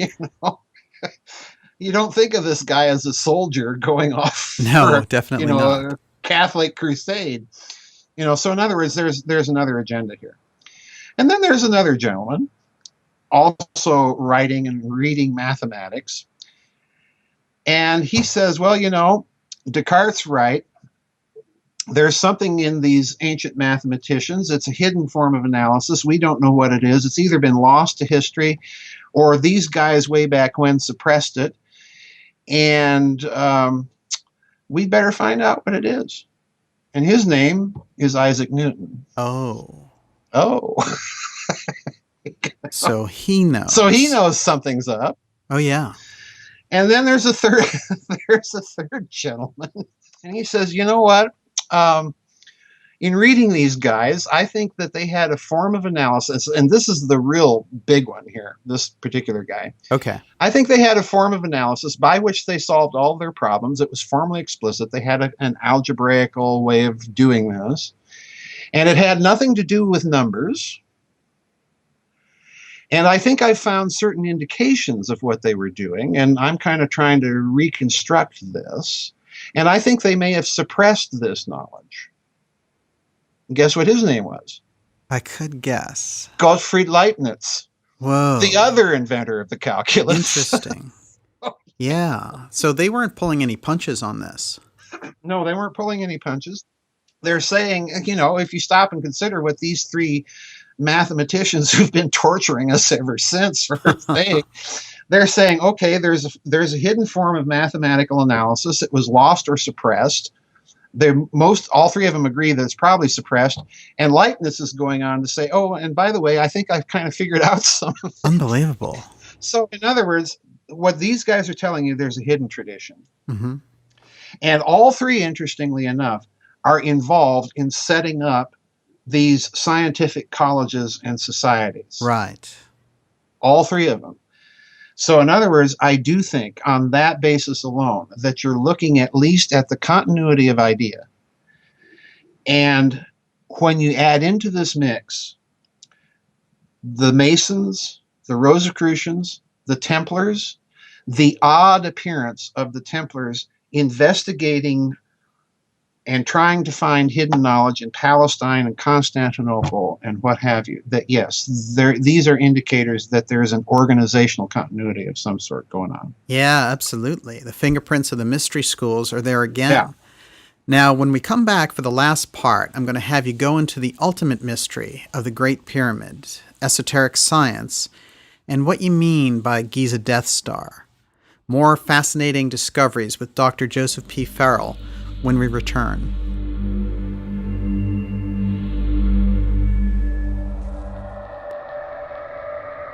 Dark Journalist goes deep. My question is, what are you seeing now? What are the conditions like on the ground in real America? The top guests you want to hear, like investigative reporter Linda Moulton Howe. Audiences are they are bypassing the government suppression. Financial expert Catherine Austin Fitz. So there's a lot going on underneath the ground and a lot going on, in the skies. And whatever it is, it's very expensive. Scholar Joseph P. Farrell. If you don't consider the black budget, if you don't consider this hidden system of finance, then you're missing over half of the financial picture. Historian Richard Dolan. I hope listeners realize that this is not a run-of-the-mill interview that I did. Dark Journalist goes deep. The most crucial topics: the breakaway civilization, black budget and covert warfare, hidden information, secret finance, UFOs, the alien reality, the best interviews, the real story. Visit darkjournalist.com. Sign up for our free newsletter to stay updated on the latest shows. Support Dark Journalist by visiting our Contribute page. Help us deliver cutting-edge truth to you. Join us on Facebook and Twitter. Dark Journalist. The truth is never easy. We need dark journalists, so just keep doing what you're doing.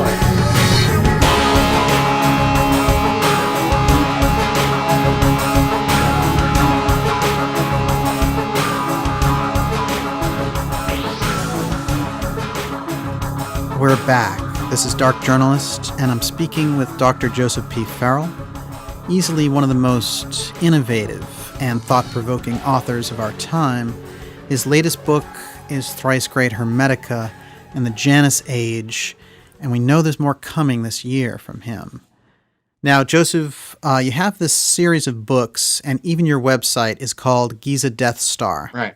Now, I have a feeling that there's a reason for that. Yeah. There's a reason I began this whole series of books with that wild, and I'm the first to admit, the idea that the Great Pyramid is a weapon, that's bizarre. That's just so out there. That's just so kooky. That's really crazy. Who are you? This is pseudoscience. This is, But there's a reason I began it with that. Well, tell me why it's true. Why it's true? Yeah. Well, if we could do a whole show on that. That would be a good one to do. Yeah. Yeah, I'd love to do that. In a nutshell, if you look at the Great Pyramid and all of the weird things in it, the dimensional analogs within the structure to certain features of celestial mechanics. For example, if you look at certain dimensions, you get the mean distance of the Earth from the sun, and therefore you can calculate the speed of light. Mm-hmm. You see?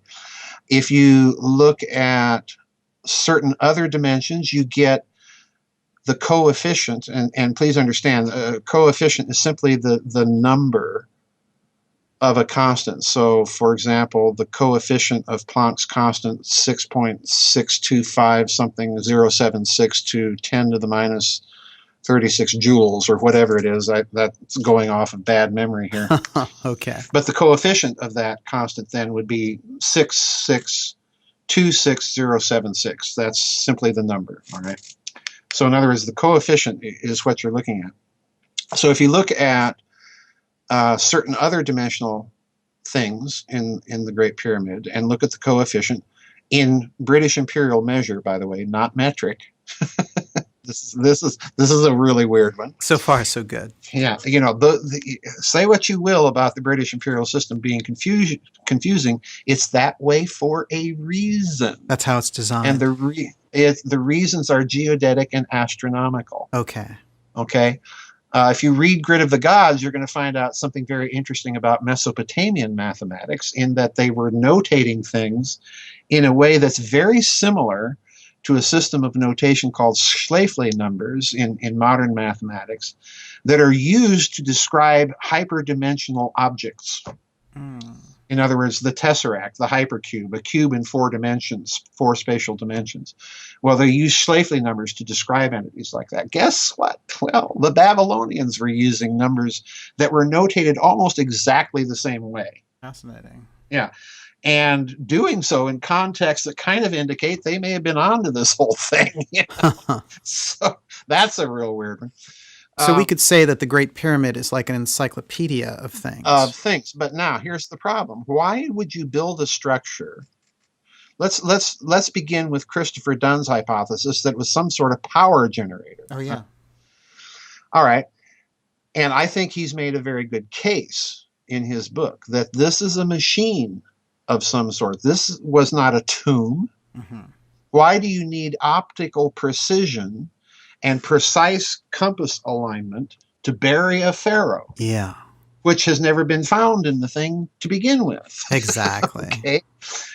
So in other words, you look at it from an engineering point of view, this is a huge machine of some sort. But now the question then becomes, why are you packing into this machine all of these dimensional analogs of local celestial space? That raises the stakes considerably, because if you're doing that, it's suggesting that you're creating a machine that's a coupled harmonic oscillator, to use the physics term, to things within local celestial space, including the Earth. And therefore, it's a machine manipulating those things, and therefore, it's a machine that is, so to speak, manipulating the local fabric of space-time. Okay. And once you've said that, once you get people to open up their mind to that possibility, then you go one final step. And I've said this on many occasions in various interviews. If you have a technology that allows you to manipulate the fabric of space-time locally on the laboratory bench, then you have right there a potential which, if you scale it up and you weaponize it, you would have something that would have the potential to make a hydrogen bomb look like a firecracker. Big time. Yeah. Right. Yeah. Yeah. So yeah, would that be a big, huge cosmological secret? Yeah, you betcha. Oh, absolutely. You Yes. betcha. Well, that's so interesting. And it seems like they had this knowledge, those who built the Great Pyramid, that they needed to construct it in such a way that they could pass down this legacy for us to discover at some later point. And it seems like they understood that we were going to go through a kind of dark ages and then rise again in our awareness. But the idea of the pyramid being a weapon, it seems to me, it would basically have to be the ultimate weapon. Oh, absolutely. Yeah. Like an interstellar, a time-space weapon. Mm-hmm. So the question is, do you think it was ever employed? Oh, yeah, I do. Yeah. Yeah. It had to have been, I wrote the book, The Cosmic War, in which I, go into the exploded planet hypothesis that Dr. Tom Van Flandern revived. And you look at his work, and he's trying to come up with a mechanism by which planets explode. Oh, yeah. And, the fascinating thing about it is you can tell when he's making these proposals. The first thing he proposes, well, there's some sort of natural fission reactor in the core of the planet. And natural fission reactors do exist. There's evidence of them in Africa, as a matter of fact. These piles of uranium that go critical and start to heat up. Mm-hmm. Well, maybe something like that was present in the core of the planet that blew up and formed the asteroid belt. But, he's kind of uncomfortable with it. So then he proposes another thing. Well, maybe, he says, there was a bunch of antimatter in the core. And for whatever reason, for whatever reason, it was contained, and then the containment broke down. The antimatter came into contact with the matter, and kablooey, the planet blew up. And again, you can tell he's not terribly comfortable with that for obvious reason. And so finally, he gets around to what I think probably he had concluded all along, and you can tell he's very reluctant to even mention this. But finally he says, well, perhaps it was blown up because of some mistake in an experiment or technology. Or then, finally, he says, or perhaps deliberate action. Those are his words. Wow. And of course, when you say deliberate action, what you're really saying is war. Yeah. Somebody's at the controls. Somebody's at the control, pushed a button, like out of Star Wars, and kablooey, a planet blows up. Uh-huh. And of course, once you say that, then you have to have some sort of physics that would allow you to do that. Sure. Now, from a conventional physics point of view, Star Wars, we've got the big, huge thing, and it's firing a laser beam, blows the planet up. Well, to do that would require, on a conventional analysis with a kind of conventional directed energy weapon, would require enormous, to use Art Bell's expression, gymongous amounts of energy. I think somebody calculated it, actually, and it was something like 16 to the 36 power of 10 joules. I mean, just huge amount of energy. And but there are other mechanisms, because remember Tesla and his comment, give me the right resonance and I can split the planet in two. What did he mean? It's like soldiers marching across a long bridge, and they break steps so that they don't keep pulsing it in resonance and loading so much energy into the bridge it can't damp. I see. And interestingly enough, when you look at the Enuma Elish, the Babylonian epic, and its description of the destruction of Tiamat, which, in a certain reading would be a planet, what you see is this idea strongly hinted at. Marduk is driving wind into Tiamat. Well, what's wind? It's a pressure wave. It's an acoustic wave. he's driving wind into Tiamat. And what's Tiamat doing in response? Well, she's moaning and groaning and convulsing and crying. Earthquakes, you see. If you're going to damp it or load that kind of energy, it's going to start creating earthquakes. And then finally it says, and then Marduk prepared his arrow and drove it into the heart of Tiamat. So in other words, it's like blowing up a balloon to the maximum pressure and then Right. Oh, complete devastation. So yeah, I think something like that's involved here. I think if you can imagine, if we can imagine dividing and cleaving nothing, then we can also imagine pressure waves in that medium, waves of rarefaction and contraction, or of compression and rarefaction. And that again is alchemical language, fine matter versus gross matter. What they're really saying is a lot of nothing versus a little nothing. Right, yeah. Would this make the pyramid a defensive device? And perhaps then we could say it was built for a noble purpose? Could be. I think, to be honest, many people have advanced that argument because they're uncomfortable with the idea of a weapons hypothesis, and I got to tell you, when that book first came out, I had somebody write me angrily. Oh, no. Just, how dare you, my wisdom teacher, so-and-so and so-and-so, who's Egyptian and reads the hieroglyphs, says, no, this is impossible. That's not what it was used for, blah, blah, blah. Oh, there you go. And what really it came down to, as far as I was concerned, is I'd upset this idea of jonquils and daisies that this ancient high civilization was really peaceful and so on. Well, you have to be blind to the texts, because every human tradition, mythological tradition, has some idea of a cosmological war of the gods, the fall of Lucifer, the war of Michael and Lucifer, Ragnarok in the Scandinavian literature, the Greek gigantomachy, the war with the Titans. There's this persistent idea of a war of the gods. Yes. And you put it into an interplanetary context where the gods are planets, as they were for the ancients.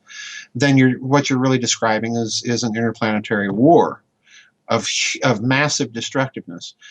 So yeah, I had people like that tell me these things, and then after that didn't work, then they come along and say, well, could it have been a defensive weapon? Well, my answer has always been to these people that the physics here is so highly unified that you can build a device that can serve a number of functions, and the function will vary on how you turn the dial. Sure. That's all there is to it. So could it have been defensive? Sure. Could it have been for, in Chris Dunn's view, beaming power around the world? Yeah. Could it have been used as an offensive weapon to blow up a planet? Maybe.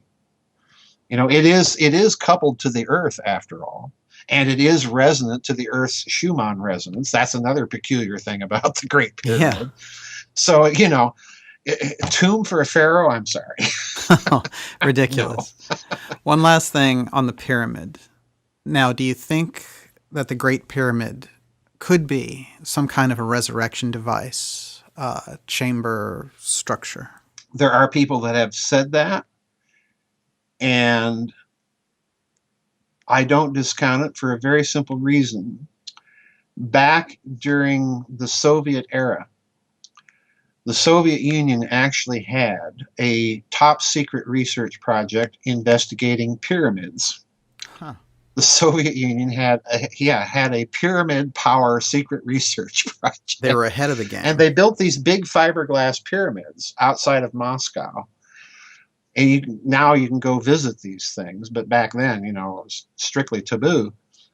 And what they were doing was they were doing all sorts of tests, medical tests, geological tests, you name it. They were using these pyramids. And they discovered something very, very peculiar. and that is that plants grew better inside of pyramids, produced more fruit. They discovered that, and this was part of Western pyramid research, they discovered that razor blades put in pyramids of certain design with certain geometrical characteristics sharpened themselves. And so on and so forth. So yeah, there were these very weird biological effects that the Soviet researchers noticed. So yeah, they have some very peculiar property, but again, it's all dependent on the geometry of the pyramid. Yeah. And they even came up with a very interesting observation. A fellow by the name of Dr. Volodymyr Krasnoholovets that was working in this project, that there are three types of pyramid. There are pyramids with certain geometrical relationships of the height to the width times, I think, pi divided by 2. I'd have to look up the formula. Okay. But there are pyramids that are tall and angular that function, they discovered, more as transmission antennae. Then the flatter pyramids function more as collectors, like a parabolic dish. Okay. Now, let's look at the Great Pyramid. Yes. Because the sides, most people don't know this, but the sides of the Great Pyramid are absolutely unique for pyramidal structures in the world because they're parabolic. They're slightly indented toward the apothem, running up each face in the center. So in other words, they're indented, which you can actually see if you look at certain pictures of the Great Pyramid from the top. You can see that indentation. So in other words, the faces of the Great Pyramid are designed like parabolic reflectors. Oh, that's parabolic intriguing. dishes. Yeah, it's a collector, all right, but it is at precisely the mathematical relationship between an antenna and the flatter collector pyramids. So in other words, the Great Pyramid is exactly in the middle. It can perform both functions. So in other words, if you start looking at it, it is the ultimate. Yeah. It's the ultimate for efficiency to perform a variety of functions. If you look at it with the eyes of an engineer and that it's a machine and not this Egyptological nonsense that it was used to bury a pharaoh who's never been found inside of it. Right. Beyond absurd. Exactly. Exactly. That's the problem. Yeah. And I think it's Graham Hancock who says, they attack my ideas about ancient Egypt, but all they have are theories about ancient Egypt. They don't know. They're just making up their version of history. Yeah, they are. Yeah, because once you look at all the engineering in the structure, and let since we're on the topic, let me bake your noodle a little bit more. Oh, go for it. Because you look at the Great Pyramid, obviously the casing stones are no longer on it, but It was originally limestone. It was limestone casing stones, white limestone. Herodotus mentions this. Because he saw the pyramid when it was still faced with the casing stones. There's very few left at the very base of the pyramid. But the Great Pyramid sits on 4 sockets. So in other words, it's also designed to move. How does that work? It's literally on ball joints. Whoa. So it's designed to move. Oh, that's intriguing. Now, on top of this, if you look at the mortar, the paper-thin layer of mortar sandwiched in between those stones, they carbon dated this mortar. Unfortunately, they found that the mortar at the top of the pyramid was older than the mortar at the bottom of the pyramid. Now, this presents a conundrum because obviously they didn't build it from the top down. That doesn't add up. Okay, so what accounts for this? What is the only thing that could account for that? Well, very simple. If you look at the interior chambers inside the Great Pyramid, they're closer to the bottom than they are to the top. Right. Okay? So in order to account for the radiation exposure at the top versus the bottom, and it's older up here than it is down here, the only thing that could account for that is there had to have been, at some point in its history, a radioactive source inside it, making the radioactivity of the mortar of the bottom, since it's absorbing all that radioactivity, it's going to be dated, therefore, to a younger period than the mortar further away from the radioactivity, which will be dated to a period older. That's so bizarre. Right there, they're telling you, this is a machine. Yes. And it's a very sophisticated one. Very sophisticated. Yeah, very, very. Yeah, on and on we could go. Yes, and that's a fascinating enigma to end this episode with. I want to say thank you, Joseph, for coming on the show and just for the incredible detail to really spell out these questions in a much bigger way. Yeah, it's been fun. And before we go, can you tell everyone where to get your books and become a member of your website? You can. My website is www.giza-deathstar, Giza, and then Death Star, all one word, .com. I do have a web store on my website. The books actually come from Amazon, but I get a few extra royalties if you order off my web. Oh, yeah. So it's better to go right to gizadeathstar.com and just use the web store there to get the books. The latest book is Thrice Great Hermetica and the Janus Age. Right. And I want to tell everyone there's a great revelation at the end of this book, and all I can say is you have to read it. Yeah. Yeah. Now, I'm looking forward to our next episode together. Sure. And this book and all of your work is just so enlightening. I feel like I know more about the world, and I'm sure everyone who reads your great material feels that way. Well, thank you for having me, and thank you for those words. I appreciate it. You're welcome. Thanks, Joseph, and have a great night over there. Yeah, you too. Bye-bye. Okay, we'll talk soon. Bye-bye. Thank you for joining me for this powerful episode with Dr. Joseph P. Farrell on mystery schools, Akhenaten prophecy, and Templar magic. You can find more special reports, interviews, and sign up for our free newsletter at www.darkjournalist.com. You can also subscribe to our YouTube channel for the latest videos. See you soon.